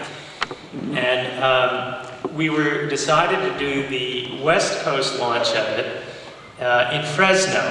Now, this was very amusing to the journalism elite of California. Fresno is, by their standards, considered to be a backwater. So much so that the LA Times decided to send a reporter to cover the novelty of a book being launched in Fresno. Imagine, it's doing something outside of LA. So we show up in Fresno. There's a hall that seats about 600-700 people. And by the time Amy and I show up, the place is packed. They're lined up out the door. And this became the first of many times that we got to meet the local fire marshal. Now, you know Amy as somebody who gives you the news every morning, but there was another talent that even I, as her brother, didn't know, which was her ability to negotiate with fire marshals every single night and convince them to break the law and allow more people in than the place could hold. So here in Fresno, some 800 or 1,000 people came out to hear what Amy had to say, what we had written about in this book. And the LA Times reporter was shocked. I don't think he knew that there were 1,000 people in Fresno. This began to be repeated every night. Now, we always prepare ourselves for the worst. We are heading to a place, and we are happy if 12 people show up, and anything more than that is gravy. This was particularly the feeling as we headed to Salt Lake City. Now, we're flying into Salt Lake, and I'm thinking, this is going to be bad. I mean, we've been lucky the last few nights. We've gotten good audiences, but I mean, come on, Utah? I mean, it's the only theocracy in the United States. I think, and once again, we arrive at this venue, a 700-seat hall. It's packed, there's 300 people at the door, and once again, we're greeted by the fire marshals. Amy then negotiates that everybody be let in and they get to sit on the stage. I am telling you this to give you some sense of the kind of vibrancy and fire and hope there is out in the rest of this country that we have seen.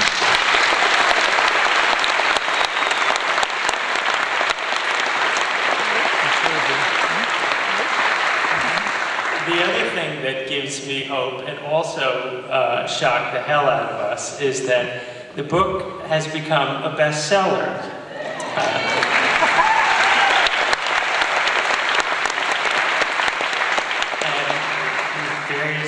LA Times, Washington Post, Boston Globe, all these various bestseller lists, and it became this fall in the election season the top pick of the election season of political books by BookSense, which is the national independent bookstore chain. It's been one of the top selling books in independent bookstores. It's now in translations in a half dozen languages and overseas. And I finally want to take the opportunity to thank, this is something we neglected to do in the zaniness of last year's launch, to thank our publishers at Krikorian who are here tonight, Bill Strawn, Bob Miller, Christine Ragasa, who have worked with us to bring these stories.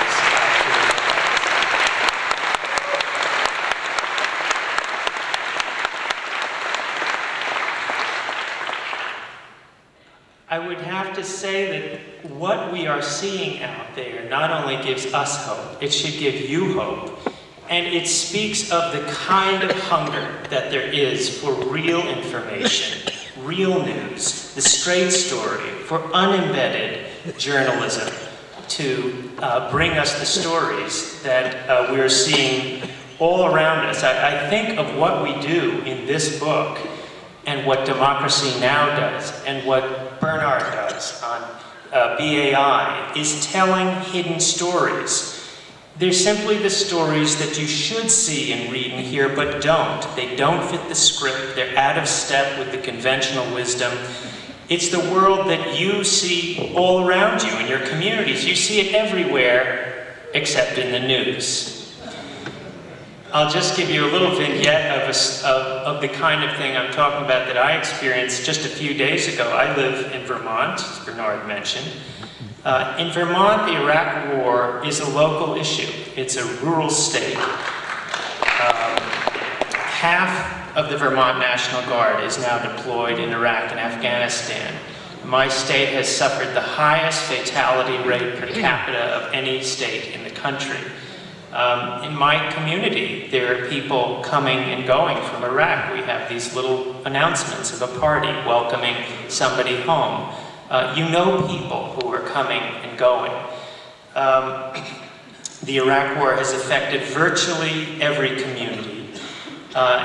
In the course of my getting on a plane last week, there was a soldier flying back to his base.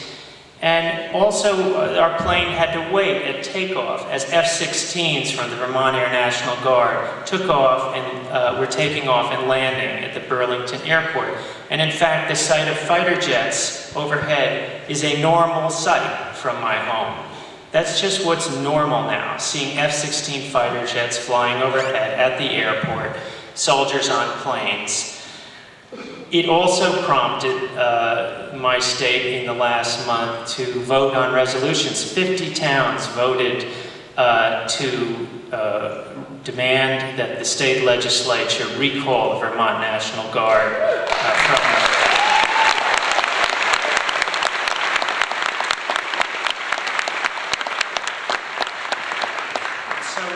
something that's happening over there. It's something that's happening to my neighbors. And I was reminded of this again when I got a phone call. It was a guy who had just come back from Iraq. He was a medic. He worked at the local hospital where I had to go to get an x-ray a few weeks ago. He was calling because the doctor had suggested he give me a call, who knew me as I'd been writing a lot about anti-war soldiers like Camilo. And so this guy had just come back, and he called to say that he had been back a week from Iraq, that he and most of his mates from the Vermont Guard unit that were there were opposed to the war, saw it as a religious war, an oil war, and wondered why the media was depicting the soldiers, both locally and nationally, in this sort of one-dimensional kind of caricatures of flag waving, rah-rah. He also spoke about, as a medic, he said that he was drugging his soldiers, his mates, to go back, to wake up and go into battle every day, that the only way that they could do the job that they were doing was to be doped up. And he was giving out narcotics. This is a guy who's a nurse at the local hospital, a few months before that. And he started to cry as he spoke to me. I was the first person he'd spoke to outside of his family. He said, we're just good people from small towns in Vermont, and suddenly we're in Baghdad killing people. And he said, no one understands what we're going through. And he said, I'm having nightmares every night. I can't go back to work yet. And I asked him about killing civilians. Was that going on? And he said, well, we had a motto. He said, we're going home. That was our motto. That justified everything we did. No matter how hairy it got, we're going home. And I said, what about the checkpoints? What was going on there? And he said, yeah. He says, if a car is coming and we don't like the way it's coming too fast. He said, we'll light them up with 1,000 rounds just to make a point. He said, we are going home. And then he started to cry again. Just one story, one phone call, the kind of hidden stories that we're not hearing. So, a couple weeks ago we hear about the Italian journalist, Juliana Segrenna, getting shot at the roadblocks. And she's simply traveling in what, when a high-profile person like this is getting shot, you know what's going on. This is simply an entire country that has been turned into a free-fire zone. Occasionally they get the wrong ones who are written about. We write about this in our book in a chapter we have called Killing the Messenger, and this was before Juliana Segrenna, but it was already going on. So I'll just share with you a little bit of what we write about in our book, about the journalists, and Jeremy mentioned them earlier, how many are getting killed by U.S. soldiers. In our chapter, Killing the Messenger, we write, the Pentagon was eager to accommodate the 700 reporters embedded with U.S. troops during the invasion of Iraq. After all, these journalists were virtually hostages. They could report only what they could see, and they could see only what U.S. troops allowed them to see. It was the best PR the Pentagon could buy, and buy it they did. From the $250,000 Hollywood set that was built in Doha, Qatar for CENTCOM press briefings, to the untold sums spent to jet celebrity journalists such as Ted Koppel and Geraldo Rivera to and from the front, The Pentagon knew this was an investment in their image that would pay dividends for years. Even combative Defense Secretary Donald Rumsfeld gushed about the embedded reporters, quote, "We've always believed that we are advantaged as a free country by having the press able to report, to the extent it's humanly possible, what's actually taking place." Lucky, that is, unless you happen to be telling things from a point of view that the US military doesn't agree with. We write about silencing Al Jazeera. Pentagon hawks were understandably pleased with their ability to keep the media under their talons. Their wrath was reserved for the voice that they couldn't dictate to, Al Jazeera. Deputy Secretary of Defense Paul Wolfowitz said in July 2003, "Our biggest remaining challenges are, number one, electricity, number two, jobs and unemployment, and number three, the domination of the local media by hostile sources, including from the outside world, from Al Jazeera and Al Arabiya, and some other unhelpful foreign broadcasts." Hafez al-Marazi, Washington bureau chief of Al Jazeera, felt a chill wind when he heard Wolfowitz. Quote, "When you hear that from someone who's as important in this administration as the information minister was in Iraq, it's really scary." Al-Marazi was later asked at a conference, quote, "Whose side is Al Jazeera on?" He replied, quote, "The sad thing for me is that some of the American networks behaved in similar ways as government-controlled stations in the Arab world before 9/11. They used to call us the Israeli US-backed network. We were suspected of trying to divide the Arab world. The Americans were so positive about us before 9/11, but afterward, when we gave both sides, they behaved the same way that other government-controlled media in the Arab world did to us." Al Jazeera has had good reason to be nervous. It's been the target of repeated attacks by the US military. There was, of course, the murder of its Baghdad correspondent, Tariq Ayoub, while he was on the air, hit by a missile from a US plane. In November 2001, despite the fact that Al Jazeera had given the US military coordinates of its office in Kabul, US warplanes dropped 2 500-pound bombs on their bureau there, destroying it. The US claimed the office was, quote, "a known Al-Qaeda facility." In Basra, Iraq, in March 2003, the US dropped 4 bombs on the Sheraton Hotel, where Al Jazeera correspondents, the only ones reporting from the embattled city, were the lone guests. Once again, Al Jazeera had informed the Pentagon of the presence of its reporters in the hotel.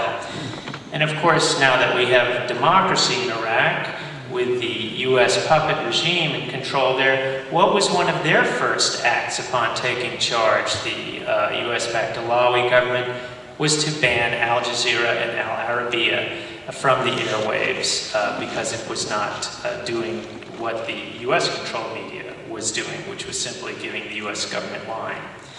So these are some of the stories, the hidden stories, and we also include a few about things that are going on around the streets of our neighborhood. I'll give you an example of a few of those. Protester with sign charged with threatening the president's safety. Brett Bursey, the executive director of the South Carolina Progressive Network, was arrested for holding a sign that read, "No war for oil," outside a venue where President Bush was giving a speech in October 2002. He was charged with threatening the president's safety. Bursey, who was nowhere near the president, said the police told him that he should move to a free speech zone. He refused, saying, "I thought the whole country was a free speech zone."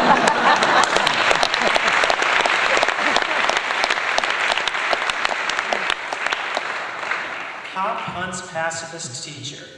Barry, Vermont police officer John Mott went into Spalding High School at 1:30 a.m. to take photos of the classroom of Tom Treese, a pacifist history professor. The photos, which were not part of any official report, appeared within days on the website of arch-conservative talk show host and admitted drug abuser Rush Limbaugh. Busted for a peace t-shirt. On March 3rd, 2003, a father and son went shopping at a mall outside of Albany, New York. The two had bought t-shirts at the mall and promptly put them on. Stephen Downs' shirt read, "Give peace a chance" and "Peace on Earth." His son Roger had a shirt that read, "Let inspections work and no war with Iraq." A mall security guard requested that both men take off the t-shirts. When Stephen Downs refused, the mall called the police. Soon Downs, a retired attorney with the New York State Commission on Judicial Conduct, was in handcuffs, arrested on trespassing charges. 2 days later, 150 supporters wearing peace t-shirts descended on the mall and forced them to drop the charges against him.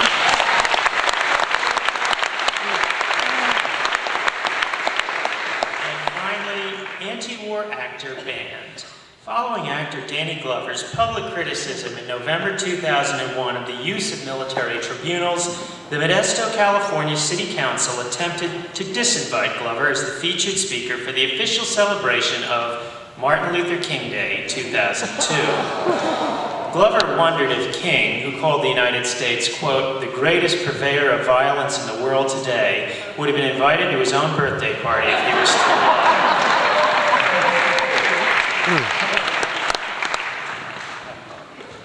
Which all leads us to ask, could it happen here? To answer that, we turn to Chilean author Ariel Dorfman, who narrowly escaped death on September 11, 1973, when a last-minute change kept him from his work at the presidential palace in Santiago, Chile, where he was cultural advisor to Chilean President Salvador Allende. Allende died that day when Chilean troops stormed the palace in a US-backed coup, and Dorfman was forced into exile. On the second anniversary of the September 11th attacks in the United States, Dorfman wrote an essay, Lessons of a Catastrophe, from which this is excerpted. It can't happen here. 30 years ago, that is what we chanted. That is what we sang on the streets of Santiago de Chile. It can't happen here. There can never be a dictatorship in this country, we proclaimed to the winds of history that were about to furiously descend on us. Our democracy is too solid, our armed forces too committed to popular sovereignty, our people too much in love with freedom. But it did happen. The bombing by the Air Force of the presidential palace on September 11, 1973, started a dictatorship that was to last 17 years. And that to this day, even after we have recovered democracy, continues to haunt and corrode my country.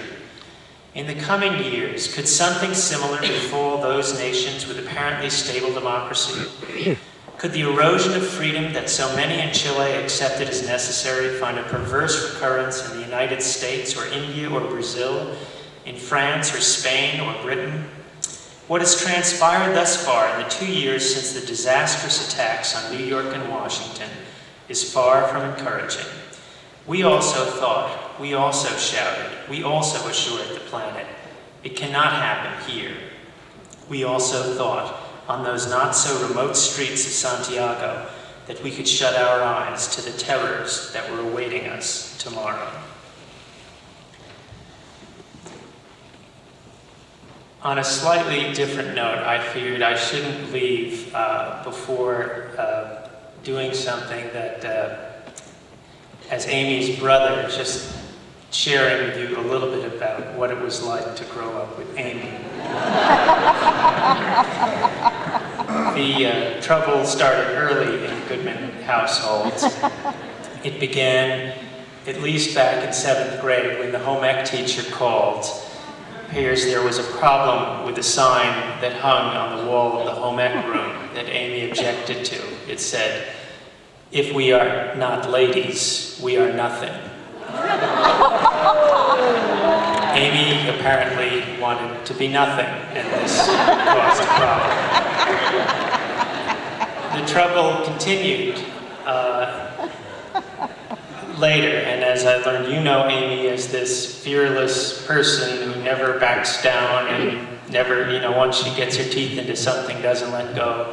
But I know that there is one person in this world who she is very afraid of. I learned that when she called me in 1998 to say that she was going on a trip and wondered what I thought. And she was going to Nigeria.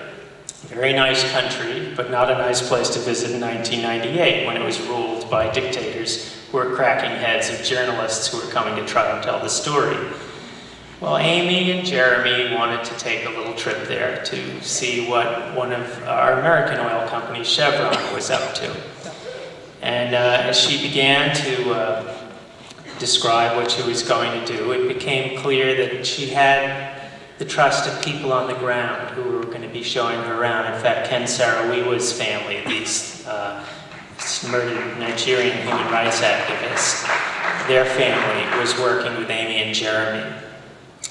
So as I heard this, I knew that she had to go. And I was also very comforted to know that with Jeremy there, maybe he'd take the first hit when they started swinging those batons. So I said, well, yeah, I guess you should go, but, you know, watch your back and, you know, run like hell if trouble starts. And she said, well, that's great. I'm glad to have your support. And I said, well, when are you leaving? She said, 24 hours. And I said, oh, and she said, listen, I'm really busy and I gotta pack, so could you tell Mom?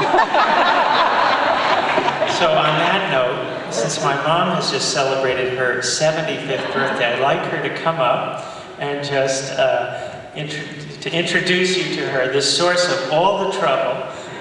Come on, introduce my sister and the host of the night.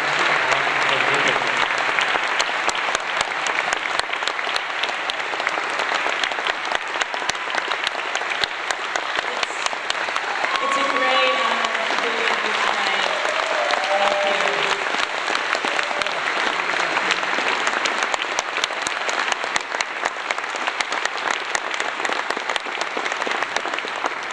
We don't have much time because I know the Ethical Culture Society has to wrap up tonight, and I know that you, coming out on this night of terrible weather, have to make your way home. But it is a real honor to be here with you, my colleagues, whether we're on this side of the microphone or on that side of the microphone. Together, I was just looking at the quote behind me. The place where people meet to seek the highest is holy ground. I want to thank the Ethical Culture Society for providing this place tonight.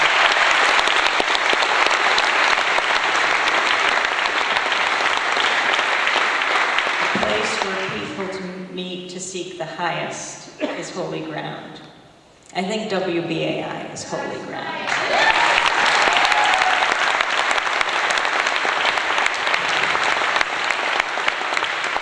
This is my 20th anniversary at WBAI. I came here in February, March of 1985, and it has been such a privilege to be able to work in a place where I really found at the beginning of my career what journalists look for their whole lives, and that is independence.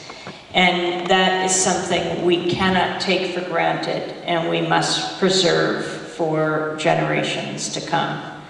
When we're fundraising, we often talk about keeping WBAI on the air for a week, for a month, and a year, for someone to discover who comes to New York for college or moves here from another country. And suddenly they find this remarkable place, this university of the airwaves, this place that is open admissions for all, this national treasure, and all the people who've made it so, like Alambe Brath, like Bernard White, like Juan Gonzalez, like Don Rojas, like Alambe Brath and Errol Maitland, all of our colleagues together, and the people who keep it all together, like Grayson and Indra, and all of the folks who, Dred Scott Keyes is here as well, and it is so beautiful to see everyone together, and the whole staff of Democracy Now!, Jeremy thanked. We are a family. At times we may get into arguments. At times we may feel the greatest joy together. And what keeps it all together is this tremendous belief that in sharing information, we can go higher, go further, we can change the world. And that is what Pacifica really began more than 55 years ago in Berkeley, California in 1949. A man named Lou Hill and his colleagues said there's got to be a place that is not run by corporations that profit from war, but run by journalists and artists. And that's how Pacifica was born, and it grew to 5 stations. Our colleagues in KPFK Los Angeles will be visiting in a few days, in Washington, WPFW on Wednesday, KPFT in Houston, the station whose transmitter was blown up by the Ku Klux Klan in its first year of operation, because they understood how dangerous Pacifica is. Dangerous because Pacifica allows people to speak for themselves. And when you hear someone speaking from their own experience that breaks down bigotry and stereotypes and caricatures that fuel the hate groups, that thrive on demonization of whole populations. Camilo Mejia has described on Democracy Now! Seeing abuse in Iraq, not wanting to return to be a part of that. And I really do believe that the torture began long before the first low-level soldier laid a finger on the first Iraqi prisoner.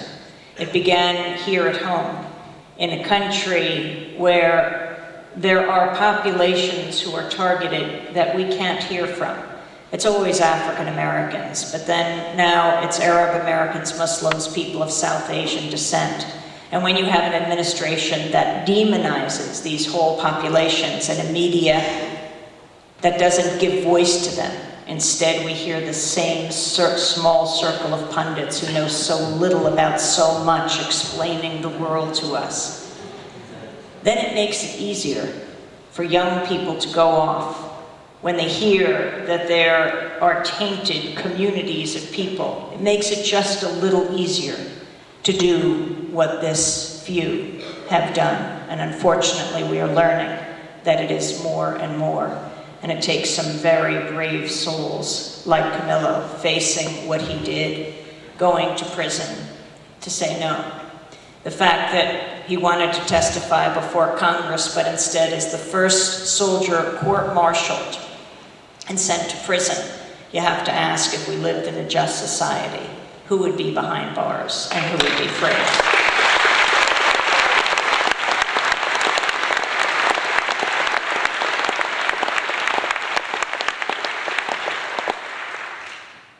When I came over to sit next to Camilo just now, I noticed his shirt. It says Romero. It was just a few days ago, the 25th anniversary of the killing of the Salvadoran bishop, Oscar Romero, March 24th, 1980.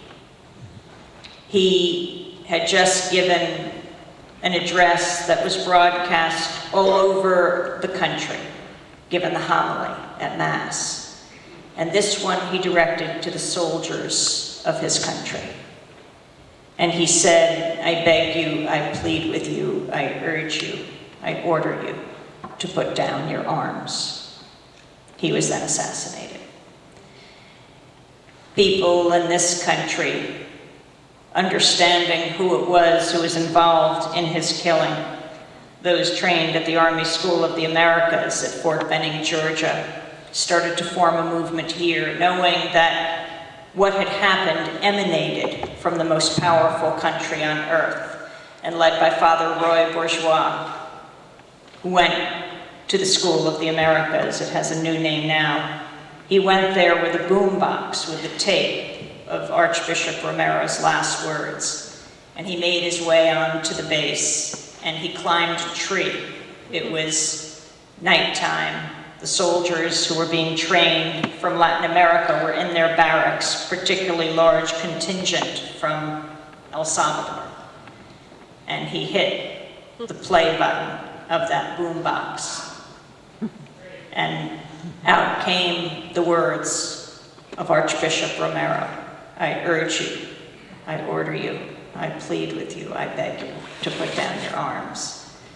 Father Roy Bourgeois spent the next year and a half in prison for letting the slain Archbishop speak for himself and speak to his people. The beauty of Pacifica Radio is that it brings us the history and it brings us us the present to inform the future, brings us the voices of W.E.B. Du Bois and Paul Robeson, who was whitelisted from almost every public place in this country, but knew he could be heard on KPFA. James Baldwin debating Malcolm X here in New York on WBAI in the early 1960s.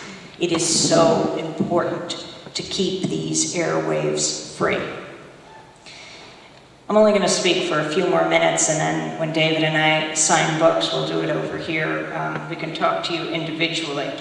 But we've just passed the second anniversary of the invasion of Iraq.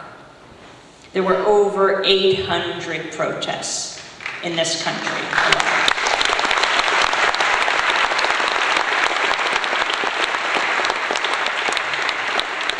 Tens of thousands of people came out. Camilo and many who are either in Iraq or family members who lost loved ones in Iraq were in Fayetteville, North Carolina, outside Fort Bragg, and they were speaking out. We played some of that on Democracy Now! And I looked for it in the national news. It was a day of major protest. I did not see on the national newscast, the evening news, one of these protesters interviewed. I'm not talking about Fox. They should be criticized. They should be condemned. I'm talking about the major news networks, ABC, NBC, CBS, CNN. They're using our airwaves too. It's not just Pacifica. These are the public airwaves, and we have to take them back.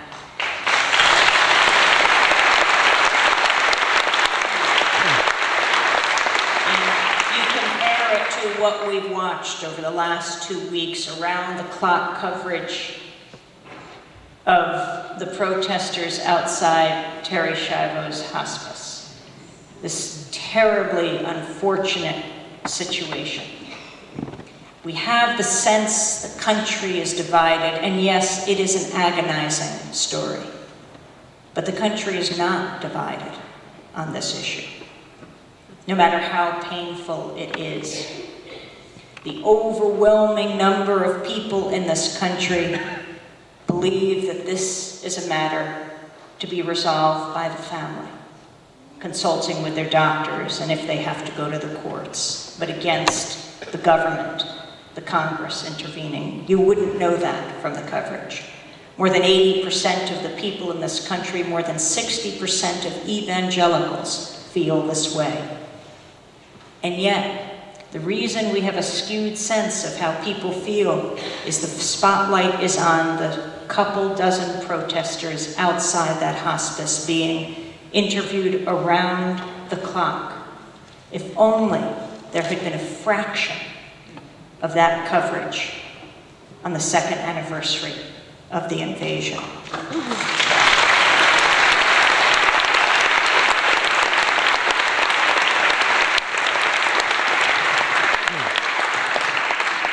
Imagine if we had known that Mr. Schindler, whose daughter Terry lies in a vegetative state as she has for the last 15 years, actually made a very painful decision years ago, and that was not to use extraordinary means to help his mother. He felt that she should die with dignity. This is Terry's father. You don't get that from the coverage. Or Tom DeLay, the House Majority Leader who's dealing with his own ethics problems, will do anything to divert attention from his own troubles. Did you know that in 1988, Tom DeLay, together with his brothers and his mother, in a similar hospital room, decided that his father, who lay in a coma in a vegetative state after a freak accident, should not be revived by extraordinary means, that they should let him die with dignity. And yet he led the charge, saying, how dare they pull the feeding tube from Terry Schiavo. It is very important that we get information, the facts, from the media, that we get it here in this country, and that we get it in Iraq as well as other countries around the world. That we know the suffering of people in Iraq as well, that we hear their voices. The media did a good job on the tsunami. They raced to the area, Indonesia, particularly Aceh, hardest hit. For December 26th, if you said Aceh, someone would say, God bless you. Almost no one had heard of this stricken place, stricken by 2 tsunamis. The one on December 26th, the natural disaster, and another tsunami, the Indonesian military, that has plagued that province, kept it under a state of siege, and killed many thousands of the Achenese inside. When the media went to that area, we saw the pain of the people of Sri Lanka and Indonesia, of Aceh, of that whole region, and everyone cared. It didn't matter if people were black or white or yellow or red or brown. When we saw their suffering, we cared, and people opened their wallets and their hearts, unprecedented generosity. That is the role of the media, to build the bridges.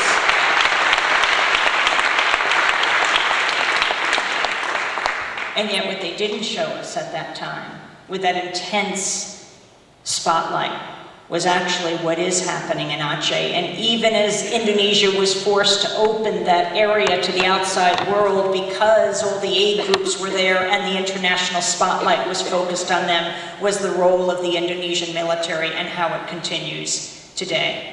And that is a story we have to know. It's certainly one I know, having experienced myself the brutality of the Indonesian military in East Timor, a country for the last quarter of a century that was under Indonesian occupation. They killed 1/3 of the population, one of the great genocides of the 20th century, forced out because the people of East Timor never gave up and ultimately voted for their freedom and experienced independence several years ago.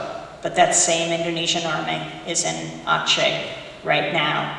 And Paul Wolfowitz, soon after the tsunami hit, went to Aceh and came back saying that the US would restore military training to the Indonesian military, which had been cut off in 1999 after Indonesian military burned East Timor to the ground. Paul Wolfowitz, the man who has been named to be the president of the World Bank, who will most preside over development in places like Aceh and Indonesia. And by the way, when people are leaving, definitely stop by the table of the East Timor Action Network that is also outside next to the Independent in the Indie Media Center to get information, because people can do something. They can call their Congress members. They can say, don't restore the military aid, don't restore the military weapons. I want to end with the image of September 11th and what it means and what we can all learn from it. All of us, many of us I'm sure, were in and around that area right around that time, September 11th, 2001. September 11th, we were broadcasting Democracy Now! We broadcast then at 9. The first plane hit the first tower at 8:47. The second plane hit the second tower at 9:03. We just started the broadcast. We were in the garret of the firehouse at that point, forced out of WBAI. There were no windows in the firehouse in Chinatown of downtown community television, and so we didn't know what was going on outside. We didn't know the first plane had hit, and we were doing a special that day on the connection between terror and September 11th, 1973. The day Salvador Allende died in the palace in Chile as the Pinochet forces rose to power. The US-backed, Nixon-backed, Kissinger-backed, ITT-backed Pinochet forces rose to power. Thousands of Chileans died over those next 17 years that Pinochet reigned. And then we learned what had happened, and we kept on broadcasting throughout the day, not knowing if anyone could hear the broadcast, but not knowing what else to do as the firehouse was opened and people were coming in who were stumbling away from the rubble. We stayed at the firehouse for the next few days because the military, the police had all moved in. We were within the evacuation zone and they were clearing people out, and we wanted to continue to broadcast. And we saw those pictures go up that we all know so well, the color Xeroxes of the photographs of loved ones lost at the World Trade Center. Thousands of them went up to the fire posts and on the sides of buildings, on the sides of hospitals, on park benches, pictures of a woman. And it would say next to it, "If you've seen my wife, last seen above the 30th floor of the World Trade Center, please call her husband." Or a picture of a young man holding his child. "If you've seen my son, please call his mother," with that phone number. They were up everywhere.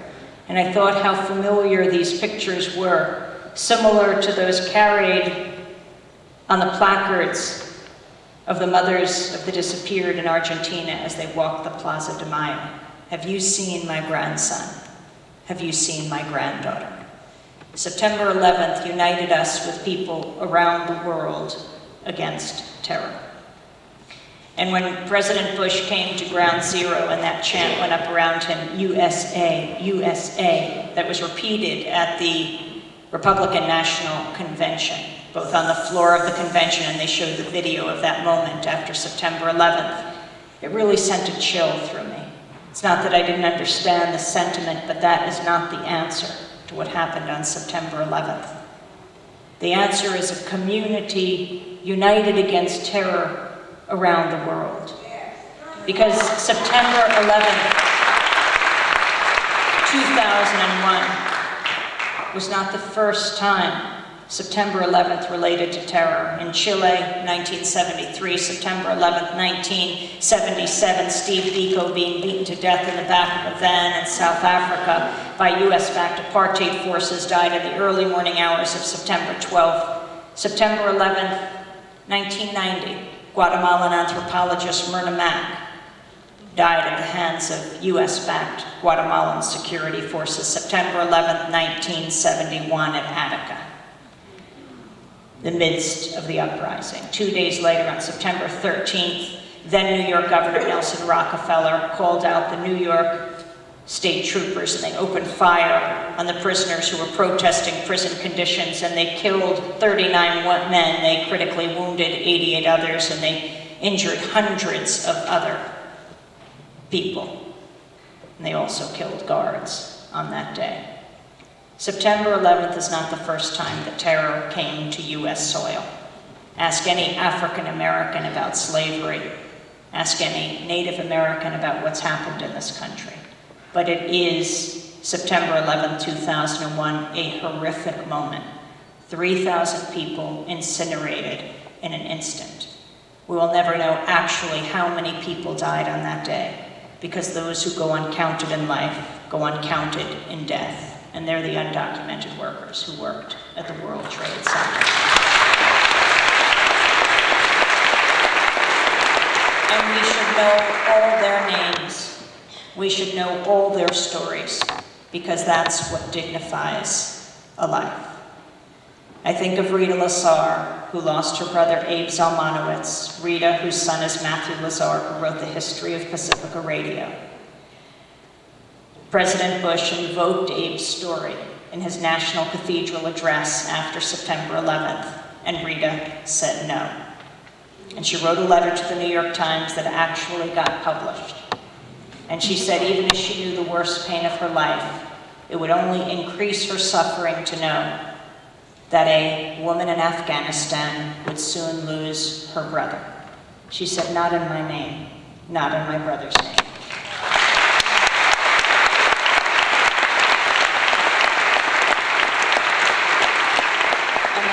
Phyllis and Orlando Rodriguez, who lost their son Greg Ernesto Rodriguez above the 100th floor of the World Trade Center.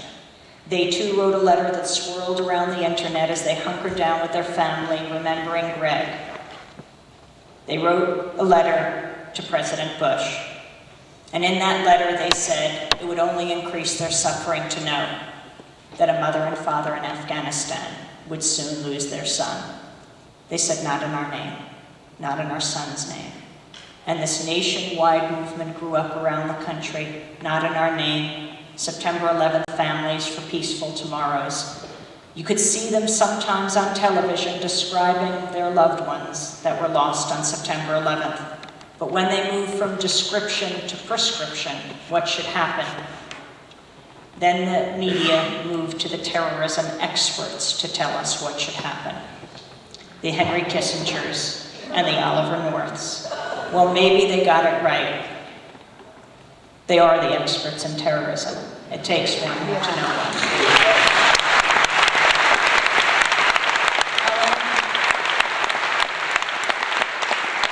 I'll just end by saying the only time we could hear their stories was on WBAI, was on Pacifica Radio, was on public access TV, was on community media, independent media around this country. And that is why it's so important that we fight to shore it up, that we challenge the corporate media, and we build up our own media. And that's what WBAI is all about. I see the media as a huge kitchen table that stretches across this country, that we all sit around and debate and discuss the most important issues of the day. Life and death, war and peace, and anything less than that is a disservice to the servicemen and women of this country. They can't have these debates on military bases. They rely on us and civilian society to discuss these issues. Anything less than that is a disservice to a democratic society. Democracy.